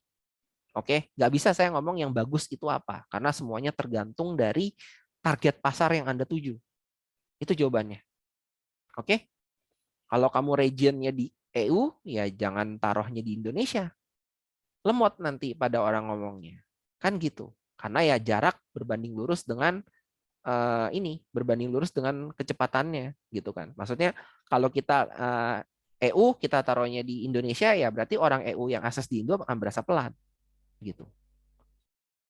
Arsitektur aplikasi yang benar dan secure seperti apa ya? Tidak ada jawabannya. Oke, tidak ada yang benar gitu ya. Karena semuanya sama benarnya. Kalau ditanya yang secure itu seperti apa? Pembelajarannya sebenarnya cukup banyak ya. Tapi kan ini sekali lagi kita ngomonginnya menjadi React developer. Berarti fokus kita di front end nih. Kalau ngomongin REST API dan back end, rasa-rasanya cukup menyimpang ya dari yang harusnya kita pelajarin. Gitu. Jadi saya mohon maaf, saya nggak bisa jawab pertanyaan yang ini dengan cukup baik. Ya, cuman memang biasanya itu terpisah-pisah. Front end sendiri, REST API-nya sendiri. Dan REST API biasanya mewakili back end-nya ataupun ya backend-nya terpisah-pisah lagi gitu ya. Oke, seperti itu sih jawaban dari saya. Oke, React App itu dari Netlify atau dari React? Itu dari React-nya, dari webpack-nya si React. Oke, karena create React App underlying-nya adalah suatu builder yang bernama webpack, dan dari webpack itu menyediakan kalau ingin baca pakainya React_app. Kira-kira seperti itu. Oke. Jadi kalau bikin aplikasi perusahaan pakai React.js tidak aman. Kalau cuman full React.js doang tidak aman tentunya. Karena kembali lagi aplikasi perusahaan itu yang nggak cuman sebatas di React.js aja. React itu hanya front end-nya karena kliennya. Kalau kita pengen punya data yang aman, kita pengen punya apa yang aman, ya kita harus bikin back end-nya lagi. Jadi nggak bisa tuh, oh kita jadi React developer terus tiba-tiba semuanya serba aman begitu. Nggak juga. Kecuali situ mau nge-offsetin. Offsetin maksudnya apa? Kayak kemarin. Kita pakai suatu backend as a service misalnya. Mungkin pakai Firebase atau Supabase yang udah menyediakan backend-nya. Jadi perusahaan cuman bikin front end-nya. Tapi backend-nya semuanya diurus sama pihak ketiga. Pertanyaannya rela nggak? Comply nggak sama compliance-nya situ? Karena kan kalau perusahaan ngomongnya biasanya compliance ya. Supaya menuju suatu sertifikasi tertentu harus bla bla bla bla bla gitu kan. Compliance. Apalagi kalau di governance ya, di pemerintahan. Wah, itu lebih parah lagi kan. Tentang compliance-nya harus ada A, B, C, D, E, F, G, H. Mungkin teman-teman yang di perusahaan yang ada compliance bisa cerita ya kalau soal ini. Oke, karena kalau dari saya tahunya seperti itu. Biasanya ada compliance yang menyatakan kalau dulu nih misalnya, oh kalau misalnya aplikasinya back-end atau apa-apa yang ada data finance itu nggak boleh keluar datanya dari Indonesia itu sendiri misalnya. Misalnya ya, mungkin teman-teman yang dari sisi finance bisa ngomong nih, apakah benar seperti itu? Kalau dulu sih gitu, saya tahunya. Itu. Jadi aman atau enggak amannya semuanya tergantung dari back-end-nya sih sebenarnya. Kalau dari React-nya ya kita cuma bisa tarik data, terima data, tarik data, terima data. Ngebikin amannya atau enggaknya ya semuanya tergantung dari logiknya yang didapatkan dari back-end-nya seperti apa dan cara kita untuk memfilternya. Tapi pada akhirnya in the end gitu kan, back-end-nya yang harus dikuatin dan back-end bukan pembelajaran kita. Karena menjadi React developer ini kita ngomonginnya front end, bukan sebagai full stack. Ya, itu jawabannya. Environment variable-nya bisa nggak Kak di-declare di dalam aplikasi React-nya? Kayak di Laravel gitu di file.env. Bisa. Cuman kalau di file.env berarti kan kamu Gimana ya? .env ini kan adalah suatu file kan. Oke, suatu file yang pada akhirnya akan mengekspor variabelnya satu-satu ke level OS-nya. Oke. Nah, sekarang nih kamu bisa menggunakan apa namanya? Si sini di Notify-nya atau tempat-tempat lainnya itu langsung untuk menyetingnya di bagian environment variabelnya secara langsung. So why not gitu loh maksudnya. Oke. Jadi kalau ditanya bisa nggak sih kalau React App ini kita bikin pakai .env? Bisa baca, tenang aja. Bisa kok. Itu jawabannya. Ya, bisa baca file.env. Tapi sekarang pertanyaan kayak gini, kamu file.env, kamu taruh ke GitHub, kan kelihatan. Gitu ya. Kata-kata kuncinya sebenarnya itu.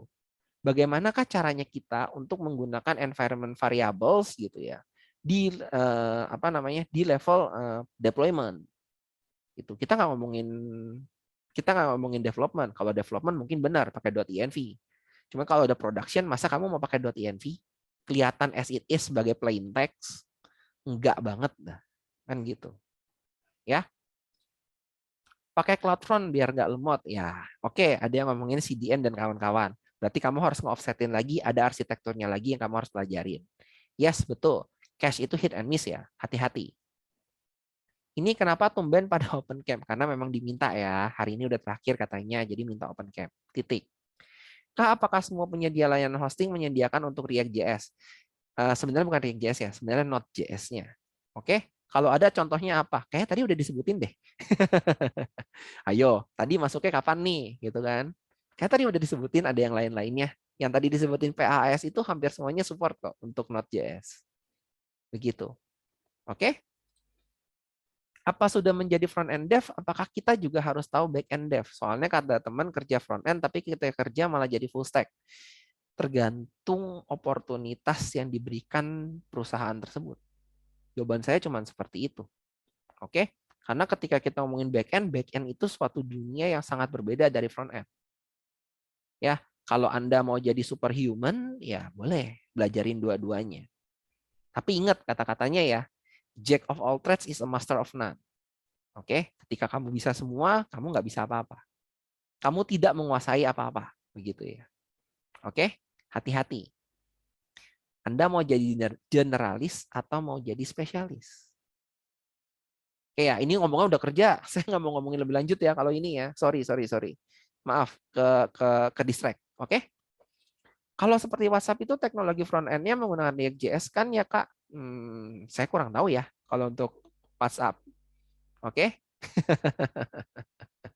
WhatsApp pakai React.js nggak ya? Wah, gitu kan. Saya kurang tahu ya jawabannya. Boleh dicoba cari sendiri mungkin dari Tag Analyzer atau Webalizer gitu. Oke? Apakah dia menggunakan React atau tidak? Oke? Itu aja ya jawaban dari saya ya. Kalau yang ini ya, WhatsApp kan ini udah ngomongin yang lain ya. Jadi saya nggak mau bahas lebih lanjut. Kamu umur berapa? Ya udah kepala 3, intinya begitu ya. Udah, saya jawabnya begitu aja. Aduh. Oke, kira-kira seperti itu. Kita kembali lagi, ada apa lagi sih di sini sekarang? Udah ya, kita kembali ke materi dulu dikit.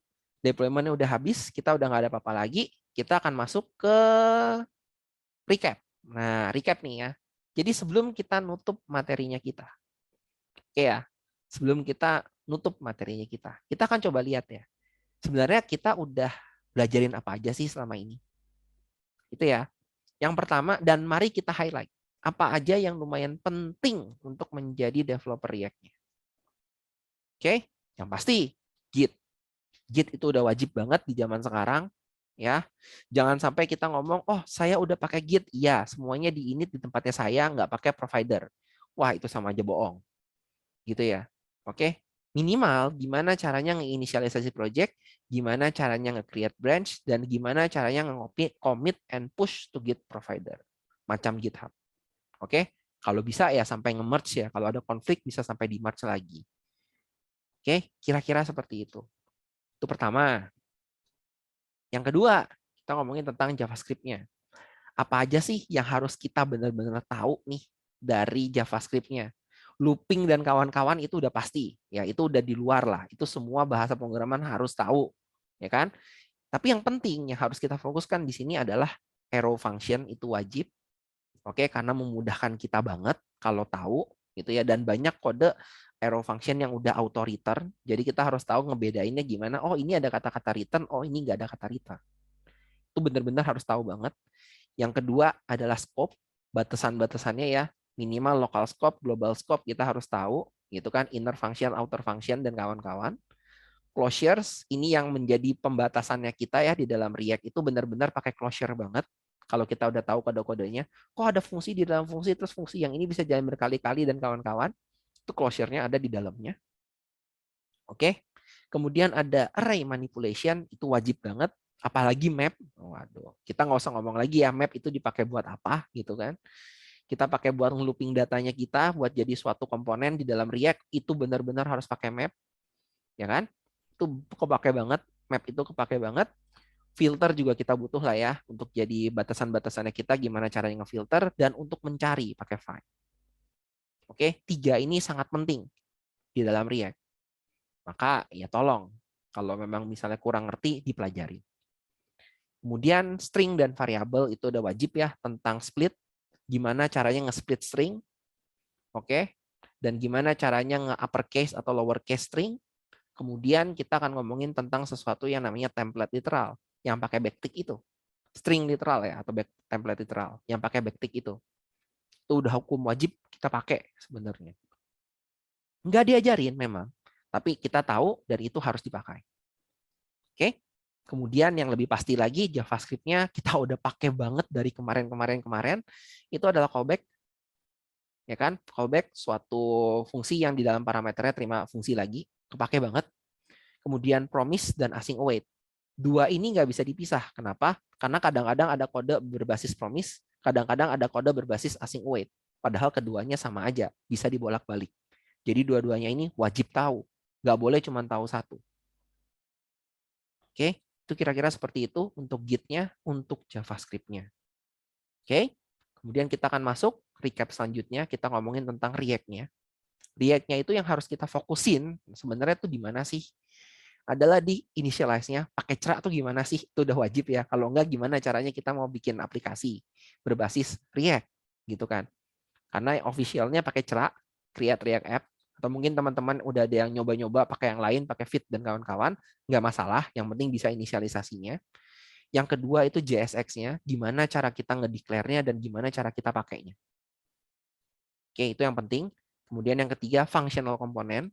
Kenapa functional dan bukan kelas? Ya karena sekarang rata-rata hampir semuanya udah pakai functional. Oke, jadi ya udahlah, kita belajarnya functional aja. Karena the React way yang baru adalah functional, bukan kelas komponen. Kita harus terima itu. Gitu ya. Jadi bagi teman-teman yang React zaman sebelum 16.8, ya tolong pelajarin functionalnya. Kemudian gimana caranya kita passing data antar komponen menggunakan props dan state, itu ya. Itu udah harus kita pelajarin, harus kita tahu. Oke, walaupun kita tahu bahwa ntar kebanyakan props drilling ada cara-cara lainnya gitu ya. Oke, nggak apa-apa, tapi dasarnya itu dari sini. State-nya apa dan props-nya apa. Dan nge-props-nya gimana, itu harus tahu. Oke, kemudian karena kita functional komponen, kita harus bisa mengakses fitur-fitur React-nya, berarti mau nggak mau harus pakai hooks. Kita udah pelajarin banyak banget hooks, tapi hooks dasar dari React adalah 4 ini. Use state, use effect, use context. Sebenarnya ya, dan use reducer. Karena apa? Reducer di dasar awal sebelum ke Redux nantinya. Oke, jadi kayaknya harus tahu ya use reducer. Tapi yang pakai banget sebenarnya 3 ini. State, effect, dan context. Tanpa reducer bisa nggak, Kak? Bisa-bisa aja. Ada state, ada effect, ada context pun udah aman kok. Buat bikin aplikasi jangka gede, jangka minimal, jangka kecil ke menengah ke bawah gitu ya, maksudnya jangka skala aplikasinya. Kalau udah gede ya jelas jangan. Habis nanti pusing yang baca kodenya. Kemudian yang penting lagi adalah gimana dari React untuk nge-fetching data eksternal. Oke, seperti contoh yang ada di sini, kita nge-fetching data dari TMDB, The Movie Database ya. Data-data ini semuanya dari The Movie Database. Gitu. Ya kan? Gimana cara kita bisa nge-fetch data dari situ? Atau gimana caranya kita bisa memanipulasi datanya? Itu kita harus tahu gimana caranya. Karena itu penting banget. Gitu ya. Karena ya di dalam React ya pada akhirnya kan minimal tuh aplikasi CRUD gitu kan. Ya udah, harus tahu tuh gimana caranya. Itu nge-fetch datanya pakai third party API yang tadi, TMDB ataupun yang lain-lain. Lalu gimana caranya kita memecah-mecah kalau kita punya banyak rute itu di dalam aplikasi kita. Karena nggak mungkin aplikasi kita semuanya cuma slash doang. Tapi ntar ada slash A, slash B, slash C, dan slash lainnya. Ya kan? Itu udah jelas. Jadi harus ada routing. Itu harus banget kita pelajarin di dalam React-nya. Dan ini additional sebenarnya Redux. Yaitu toolkit dan RTK query-nya. Oke, ini sebenarnya additional. Cuman harus diomongin dulu ya. Cuman harus diomongin dulu. Biasanya kalau kita menjadi front end berbasis React di beberapa kantor tertentu gitu ya. Oke, yang populer di Indonesia itu adalah menggunakan Redux sampai dengan detik ini. Jadi state management-nya itu rata-rata masih menggunakan Redux. Oke, walaupun udah ada beberapa yang masuk ke toolkit dan RTK query ataupun yang lain-lainnya. Ada kok, state management itu ada banyak, nggak cuma Redux doang. Ada, sebut saja ya, namanya Jotai, Recoil, Zasten, dan kawan-kawan. Oke, tapi sekali lagi, yang banyak dipakai di Indonesia saat ini masih Redux, baik dengan menggunakan toolkit ataupun tidak. Ya, itu ada alasannya kenapa ini dijadikan additional, tapi mau nggak mau harus dipelajarin. Oke, sebenarnya sampai di sini pun React udah selesai sebenarnya. Routing, bisa nyomot data, udah selesai. Kalian udah bisa bikin aplikasinya. Tapi mau nggak mau harus ada Redux karena yaitu global state management itu dibutuhkan dan yang terkenal di sekarang ini di Indonesia ya khususnya ya itu adalah Redux, toolkit ataupun RTK query. Gitu. Oke. Kemudian yang terakhir tambahan lagi yaitu authentication ya. Kita harus tahu konsepnya seperti apa. Konsepnya ini sebenarnya adalah core, itu dibutuhkan banget authentication. Tapi karena kembali lagi kalau authentication-nya sendiri biasanya kita harus bikin backend-nya dan backend tidak tercover di dalam sini, maka kita akan menggunakan backend yang sudah menyediakannya, backend as a service-nya.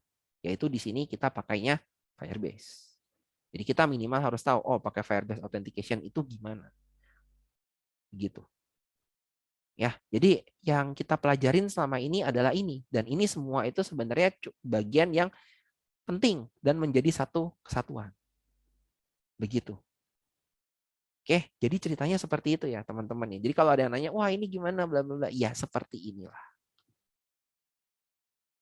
Oke, kemudian what's next katanya. Setelah ini, setelah saya udah selesai dari sini, itu saya harus belajarin apa Kak? Oke, FYI, React yang kita pelajarin di sini itu masih ngomongnya apa ya, biar nggak menyinggung ya. Masih baby step-nya, begitu ya. Masih baby step-nya.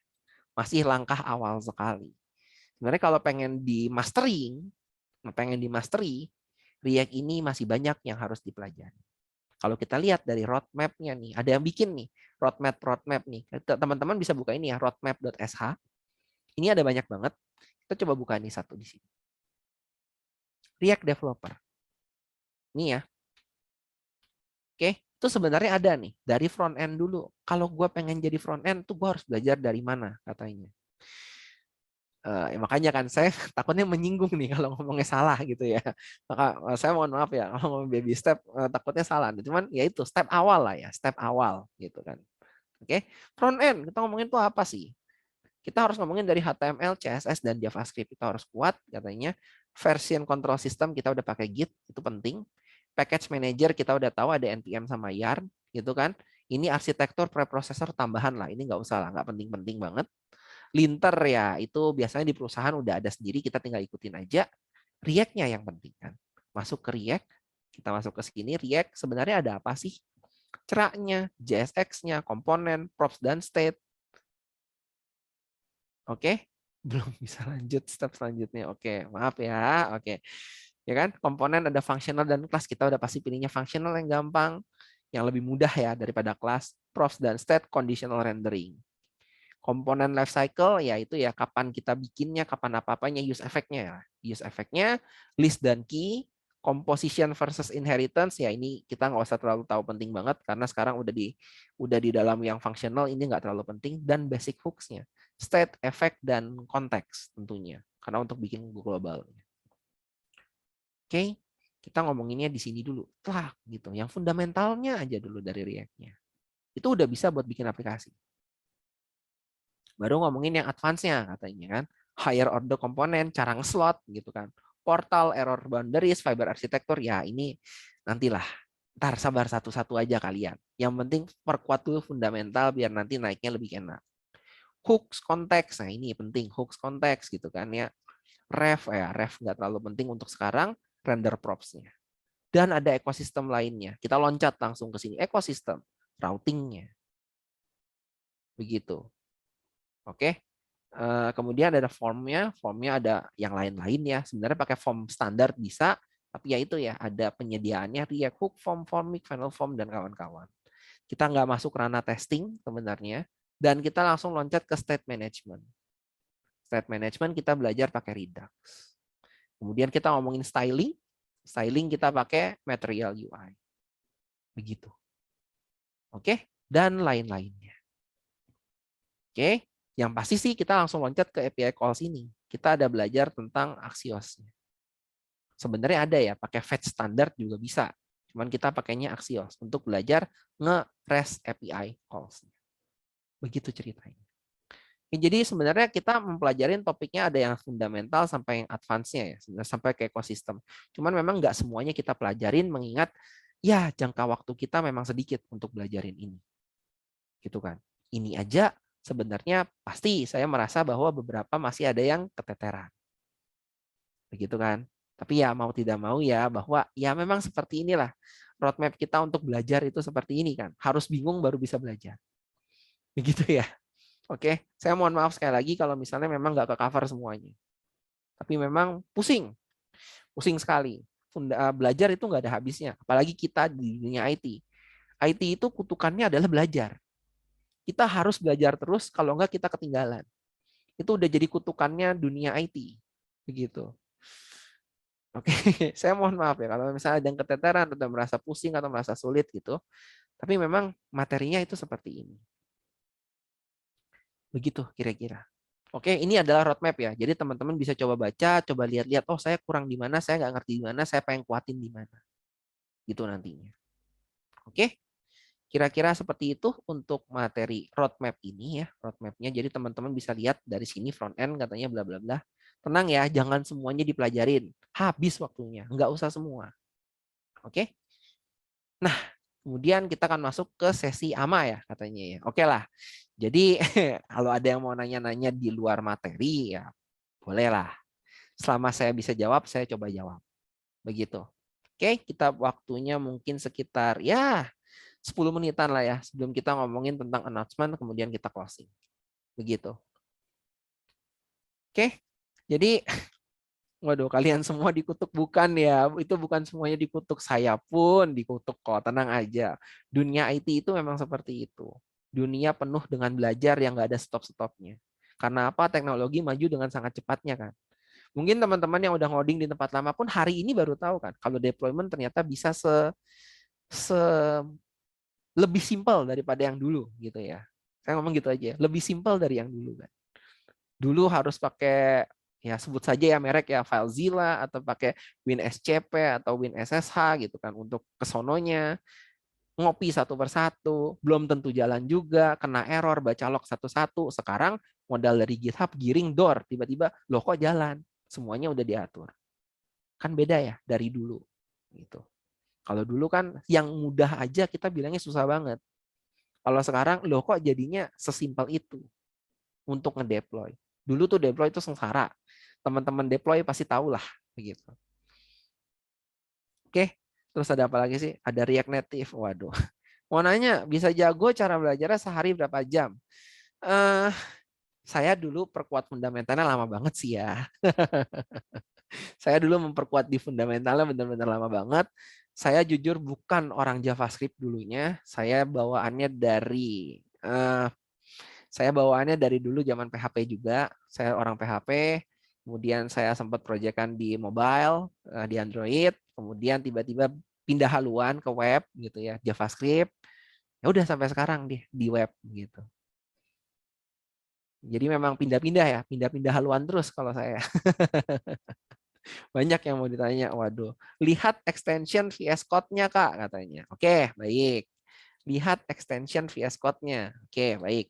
VS Code saya extension-nya nggak banyak-banyak amat sih kayaknya. Tuh, banyak ya ternyata ya. Auto rename, better comments, GitHub repo. Kebetulan saya lagi pakai Gitpod, jadi saya pasang Gitpod. Material icon, OneDark ini buat tema. Post CSS karena saya butuh pakai. Kemudian ya ini lebih ke SSH ya, karena saya butuh remote banyak tempat. Kemudian ini advanced new file buat bikin file dengan lebih enak. Kemudian karena saya lagi pakai Astro, oh iya, saya lagi pakai Astro, jadi saya pasang Astro, Dart sama Flutter, ya karena saya lagi belajarin Flutter gitu kan. Copilot nggak usah ditanya ya. Ini apaan nggak usah ditanya. GitHub PR ini untuk mendukung pekerjaan saya. GitLens juga sama. Golang kemarin iseng nyoba. Import cost ini yang ada ini ya, yang kemarin ada kilobyte itu import cost. Indent Rainbow, tapi kayaknya sekarang udah nggak usah karena udah ada. Jupyter ini kepasang secara otomatis, nggak tahu kenapa, saya nggak pakai sebenarnya. Live preview buat bikin HTML dengan cepat. Live share kalau saya pengen lihat kodenya orang-orang gitu ya. Lorem ipsum cuma buat lipsum. Polakot buat nge-screenshot. Prettier ya udah jadi barang wajib ya kalau kita pakai JavaScript. Prisma karena saya lagi pakai ORM Prisma buat belajar. PubSpec Assist buat yang Flutter. Ini juga nggak tahu kenapa kepasang, saya nggak pakai Python sebenarnya. Mohon maaf ya tim Python ya, saya nggak pakai. Quokka biasanya dikasih tahu kalau ada error di samping begitu. REST client buat nembak pakai Postman, ini Postman alternatif. Rust Analyzer karena kemarin sempat lihat Rust dikit. Oke, tim biru mohon maaf gitu ya. Saya lagi belajar Svelte juga, tim oren begitu. Jadi saya pasang Svelte-nya. Tailwind mau nggak mau saya harus pakai. To do tree di sini buat melihat to do kalau ada to do gitu ya. Kalau ada to do nanti dikasih lihat ada di mana aja to do-nya. To do apa gitu ya, dikasih lihat, ini lebih enak. Kemudian apa lagi tadi? Tadi mana? To do ya. Kemudian TypeScript for Vue plugin, saya ngajarnya kebetulan Vue, jadi saya pakai Vue lebih banyak daripada React gitu ya. Jadi bagi teman-teman yang ngomongin Vue, kebetulan saya nyambung dikit. PDF ini buat buka PDF, ini Volar buat Vue 3, kemudian XML tools buat buka XML. Begitu jadinya. Kalau ditanya, ya begitulah ekstensinya saya. Gitu ya, spill extension kan. Nah itu. Tinggal di mana? Itu terlalu personal ya. Jadi saya nggak jawab. Masih di Pulau Jawa. Udah begitu aja. Iya, baru di sini tahu ada yang keren gitu untuk deployment ya mungkin ya. Oke. Wajib nggak sih Kak sebagai React developer untuk menguasai TypeScript? Ini saya akan ngomong bukan sebagai React developer saja, tapi sebagai JavaScript developer jangka panjang ya. Oke, maka jawabannya adalah iya, butuh banget buat belajar TypeScript. Kenapa? Karena di dalam TypeScript itu kita bisa mengetahui, oh tipe data dari suatu variabel ini itu apa. Atau objek ini ada isinya apa aja. Dengan TypeScript itu sangat membantu kita sekali. Kalau pakainya JavaScript biasa, enggak. Jadi jawabannya adalah yes, sangat butuh buat belajar TypeScript. Oke, kerja di mana sekarang Kak? Sampai sekarang saya masih kerja di suatu bootcamp yang berwarna oranye yang ada lambangnya, logonya ada rubah. Gitu ya. Rekomendasi server untuk WebGIS. Waduh, server untuk WebGIS. Jawaban saya adalah sudah gunakan saja komputasi awannya ya, gitu. Oke. Komputasi awan banyak banget ya, cuman harus berani bayar. Gitu aja. Tergantung perusahaan berani bayar kayak gimana. Salary untuk junior front-end developer itu berapa? Jawaban saya adalah 1, tergantung daerah, 2, tergantung keberuntungan. Oke, kalau tidak beruntung mungkin dapatnya UMR di pulau tersebut. Kalau tidak berarti bisa jadi 2 kali atau 3 kali UMR. Oke, jawabannya gitu aja ya. Saya tidak menjawab yang aneh-aneh. Kalau sampai exactnya, sampai tepatnya saya tidak jawab ya. Oke. Yuk Kak, pindah ke Java Spring Boot. Wah, itu tidak ya. Saya sudah melewati Java. Nggak mau. Udah berapa tahun ngajar React.js? Oke, saya ngajar Vue sama React itu barengan berarti sekitar ya 1 to 3 years ya. 2 to 3 years. Saya tahun ini berarti masuk tahun ketiga buat ngajar. Berarti 3 tahunan lah berarti ngajar React dan Vue-nya. Gitu. Quokka kayak error lens ya? Iya, mirip. Kemudian lebih nantang back end atau front end? Oke, jawabannya dua-duanya sama menantang karena domainnya berbeda. Kalau di front end hampir setiap bulan itu JavaScript itu keluar front end yang baru. Kalau back end kita akan ngomongin tentang keamanan karena ada celah keamanan yang baru tiap harinya. Jadi ranahnya berbeda ya. Yang satu di ranah visual, yang satu di ranah keamanan. Yang satu yang kelihatan banget, yang satu nggak kelihatan sama sekali. Mungkin teman-teman ngomong, back end kan urusannya cuma CRUD. Iya, kalau kita ngomonginnya dalam jangka kecil. Dalam jangka gede yang diomongin security-nya, apa-apanya, nyebarnya tuh kemana-mana. Kalau sebagai front end, ya udah kita ngomonginnya framework ini cepat enggak, kita pengen gabungin ke sini harus gimana, pengen mempercepat gimana, dan kawan-kawan. Masing-masing punya ranahnya untuk memperbaikinya sendiri-sendiri. Kak, open mentor Vue.js enggak? Untuk sekarang enggak dulu ya. Oke, kalau mau mungkin ya belajar sendiri dulu gitu kan. Oke. Vue, React atau Svelte, Kak? Ini juga nih ya pertanyaan yang sangat menjebak ya. Kalau preferensi saya tidak menjawab di sini ya. Oke, preferensi saya jawab gini aja. Karena sekarang menjadi React developer, jadi saya jawabnya React. Gitu ya. Kalau di kesempatan yang lain mungkin jawaban saya akan berbeda. Gitu. Oke. Kak, buka kursus private enggak? Untuk sekarang enggak ya, kalau untuk kursus private ya. Oke. Kak, pernah buat project dengan Laravel? Tentu saja pernah, tapi saya Laravel jadul ya. Saya bukan Laravel yang udah sekarang yang angkanya gede-gede. Saya angkanya dulu banget gitu. Oke, berapa lama Kak untuk mempersiapkan pelatihan ini? Waduh, ini pertanyaannya bagus juga ya. Ini dipersiapkannya itu 3 bulan lebih deh kayaknya ya. Hampir 3 bulan, 4 bulan sebelumnya. Kalau kita bisa lihat, kita track aja ya di sini ya, teman-teman. Sorry, ini private ya kayaknya. Bentar ya, saya pause dulu bentar. Saya quit dulu dari GitHub yang ini. Saya buka GitHub aslinya saya ya. Sebentar, sebentar. Kita buka dulu di sini. Bentar ya, teman-teman mungkin nggak kelihatan karena lagi nge-pause. Harus ada authentication sebentar. Authentications-nya itu. Oke.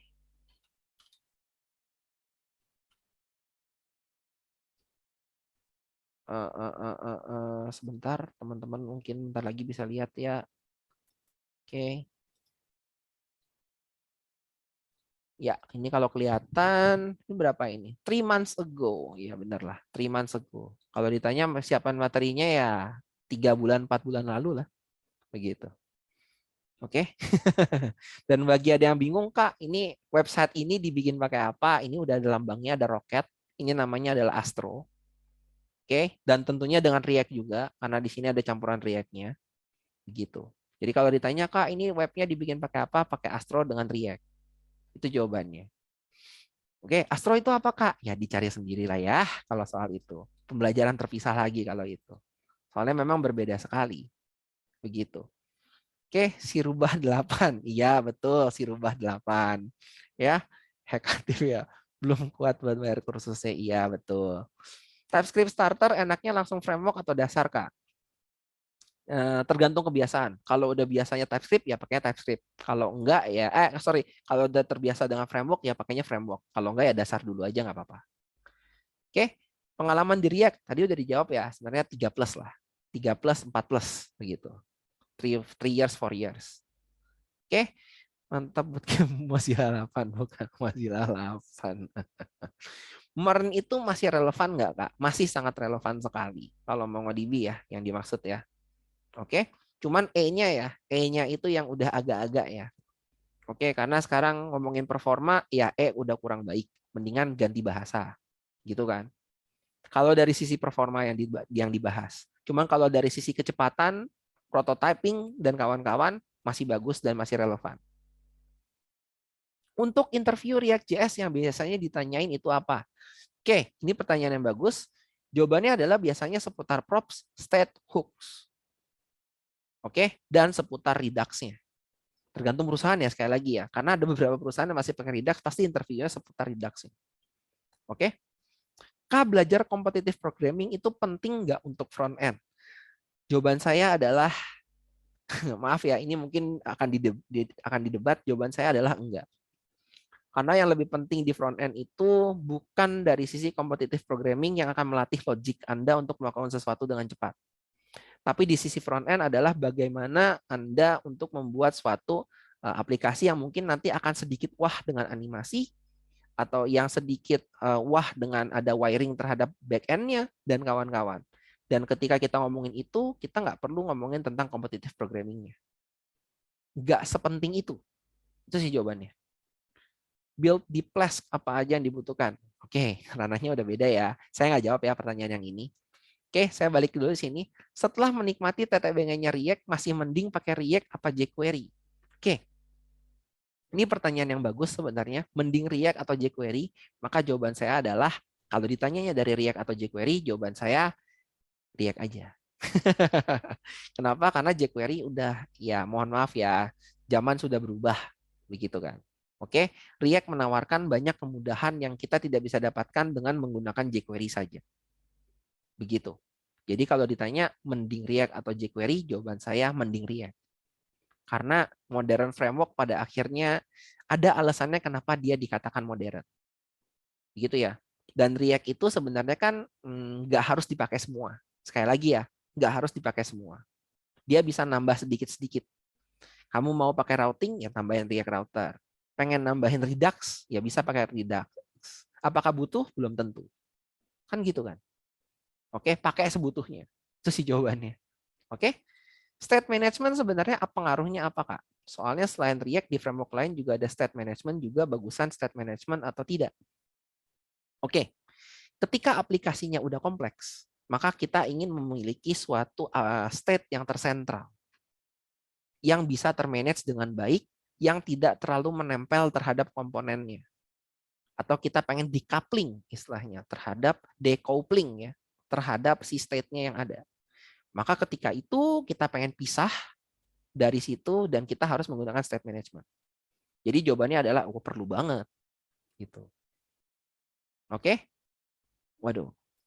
Kak, bahasa yang direkomendasi yang perlu dipelajari untuk apply ke e-commerce atau startup corporate yang masih relevan hingga saat ini? Jawabannya adalah tergantung kamu pengen jadi apa. Ketika kamu ngomong ini adalah front end, React masih sangat relevan. Bahkan untuk beberapa tahun ke depan pun, React masih sangat relevan. Dengan TypeScript, sangat relevan untuk front end. Untuk back end, ini gue bakal didebat nih katanya. Gue di sini tapi ngomonginnya ini gitu kan. Oke, tapi gue harus ngomongin state of startup ya. Kalau ngomongin startup yang dipakai itu rata-rata adalah back end ya, Golang. Jadi kalau ditanya back end pakai apa, Kak? Golang. Itu jawabannya. It's not a hype gitu ya, tapi karena startup banyak yang pakai urusan performance dan kawan-kawan, jawabannya adalah Golang. Kalau jawabannya adalah untuk freelance, jawaban saya masih PHP. Jadi gitu ya. Tergantung kita ngejarnya kemana sisinya. Kalau front end, baik startup maupun freelance, ya sebenarnya tergantung kebutuhan dari freelance-nya ya. Tapi kalau dibilangnya bebas, ya React lebih cepat sih. Lebih enak gitu maksudnya. Tapi tergantung ya, kalau udah biasa PHP ya, stay with PHP pun masih relevan kok sampai sekarang. Iya, tergantung kemana arah pasar membawa aja. Kan gitu ya. Bener gak sih? Tergantung kemana arah pasar membawa aja sambil gesek-gesek tangan gitu. Ya. Kak, GraphQL nggak di cover, kenapa? Waktunya nggak cukup. Kalau di cover lagi, ntar kurang. Gitu ya. Karena fokusnya di sini, dari tim kurikulumnya menyatakan bahwa sampai di sini aja. Begitu. Karena kan saya di sini bukan sebagai kurikulum ya, saya sebagai pembawa materi. Begitu. Oke. Untuk validation menggunakan Formik gimana, Kak? Kembali lagi rata-ratanya ya. Di sini kita form aja belajarnya tidak menggunakan form yang benar-benar udah pakai hooks kan. Bukan RHF kan, React Hooks Form kan. Jadi kalau ditanya pakai Formik gimana, Kak? Baca dokumentasinya. Itu jawabannya. Oke?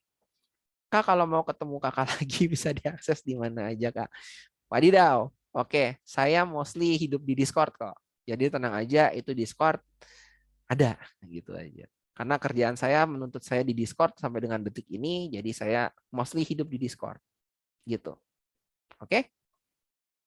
Sekarang kerjaannya apa? Itu tadi udah dijawab ya, sebagai salah satu instruktur di bootcamp itu ya katanya ya Mozilla 8 begitu katanya ya. Ya begitu, rubah Oren 8 gitu kan. Oke? Sebagai instruktur sekarang lagi ngajarnya di Vue. Oke? Sekarang lagi ngajarnya di Vue tapi sempat pegang React juga sebagai instrukturnya. Gitu. Oke? Jadi ya berbeda-beda ya. Kalau di situ kan tiap fase, tiap bulan itu bisa berbeda-beda pegangnya. Saya lagi pegang yang Vue, sempat pegang React juga. Gitu. Menurut kakak PHP ke depannya gimana? Nggak bakal mati, tenang aja. Selama freelance menyatakan, selama WordPress masih hidup pakai PHP, kayaknya nggak bakal mati deh itu PHP. Gitu aja sih jawabannya. Oke, tetap akan ada pasarnya sendiri. Tapi mungkin perlahan akan meredup. Jawabannya itu, karena banyak yang lebih baik dari itu. Begitu ya. Jawabannya sih itu aja ya. Kalau saya ya, prediksi ya. Ini prediksi. Mungkin bisa didebat, mungkin bisa disalahkan, mungkin bisa dibenarkan. Ini personal opinion, bukan berdasarkan data. Jadi saya nggak bisa ngomong. Oke? Centang dulu, loh kok nggak centang? Oke. Kak, dengan apa yang kita pelajarin selama ini, apa bisa kita masuk ke dunia kerja React Development dengan bekal ilmu yang kita dapatkan dari pelatihan ini? Sangat bisa. Itu jawabannya. Tapi dengan catatan yang dipelajarin ini di sini itu dimengerti dengan baik-baik. Kalau cuma asal lewat, ya enggak. Itu jawabannya. Oke? Kakak pasti udah dengar Bun. Gimana tanggapannya? Oke. Tapi banyak yang nggak tahu loh. Saya nggak bisa ngomong ini sih sebenarnya dengan sangat detail ya. Bun itu masih sangat muda. Saya udah sebenarnya saya udah ngikutin Discord grupnya karena dulu invitations only ya. Sebenarnya saya udah ngikutin grupnya sebelum hype-nya ada. Dan menurut saya ya itu masih banyak yang kurang tepat di situ. Oke, dia memang cepat. Tapi apakah dia sudah memenuhi persyaratan dan kawan-kawan untuk bisa dipakai sebagai productions? Kita belum tahu. Only time will tell. Oke, hanya waktu yang bisa menyampaikan ini. Apakah Bun akan menggeser atau tidak? Saya belum bisa ngomongin ini. Lebih baik spesialis ya Kak, karena dokter aja lebih mahal spesialis daripada umum. Ya, ingat aja, Jack of all trades is a master of none. Gitu ya. Kamu bisa semua, berarti kamu tidak menguasai semua. Oke? Developer hybrid lebih milih React Native atau Flutter? Jawaban saya untuk sekarang ini Flutter. Udah itu jawabannya. Saya masih tidak tahu atau pernah jelasin nggak? Berarti saya tidak menyimak untuk push GitHub ke Node Modules harus push Kak. Nggak boleh di push ya Node Modules.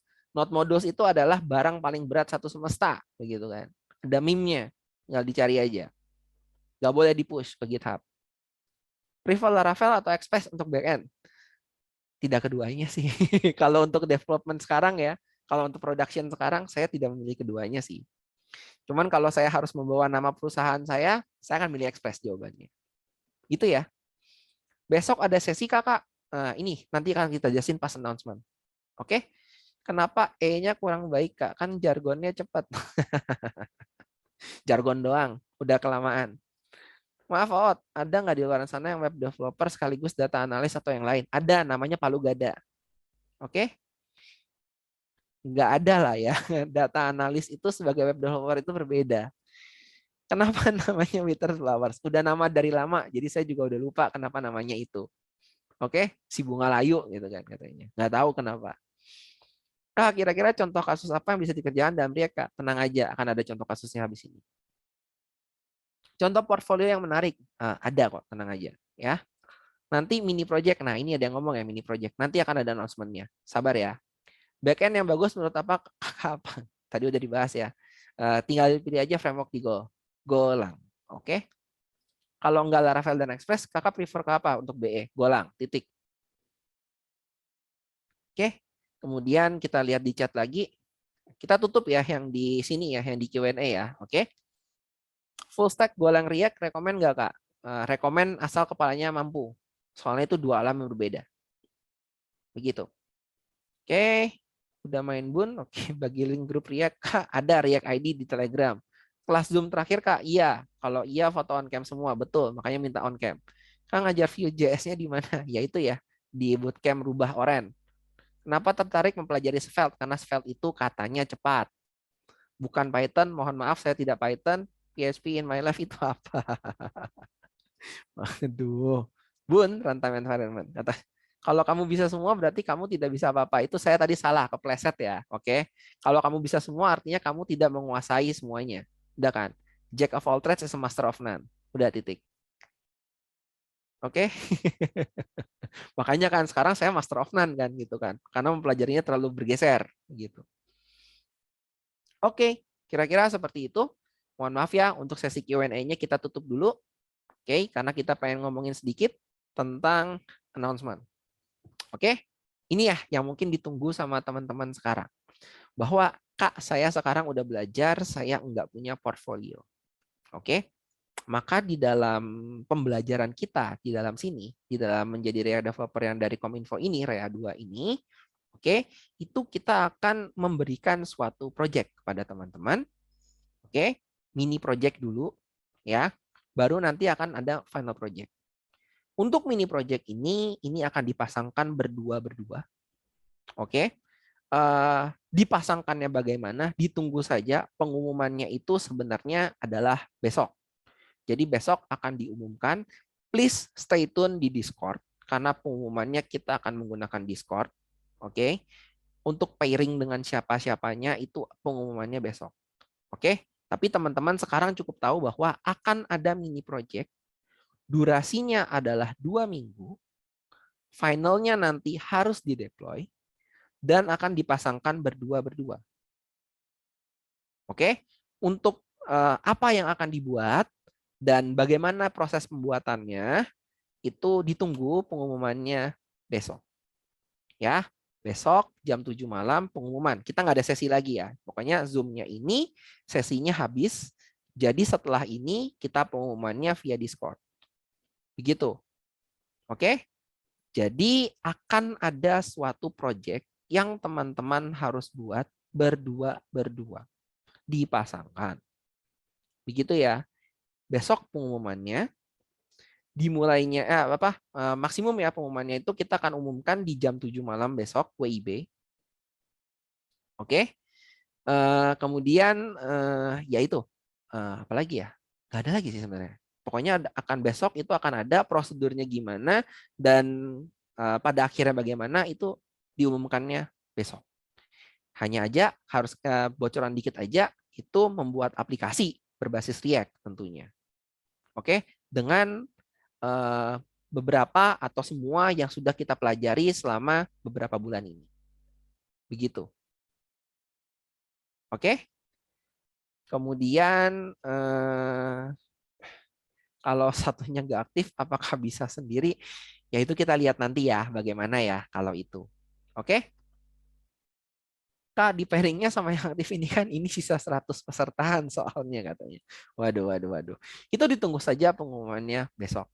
Ya, untuk pengumumannya ditunggu besok. Tapi yang penting sekarang teman-teman harus tahu bahwa akan ada mini project. Kemudian setelah itu akan ada final project. Oke, final projectnya saya belum spill ya nanti kalau itu. Cuman sekarang untuk mini project akan ada sesuatu yang harus dibikin. Oke, sudah ada temanya, sudah ada apa-apanya. Teman-teman mengerjakannya berdua-berdua. Pengumuman timnya besok, pengumuman pengerjaannya juga besok. Lewat Discord. So please stay tune di Discord besok. Kira-kira seperti itu.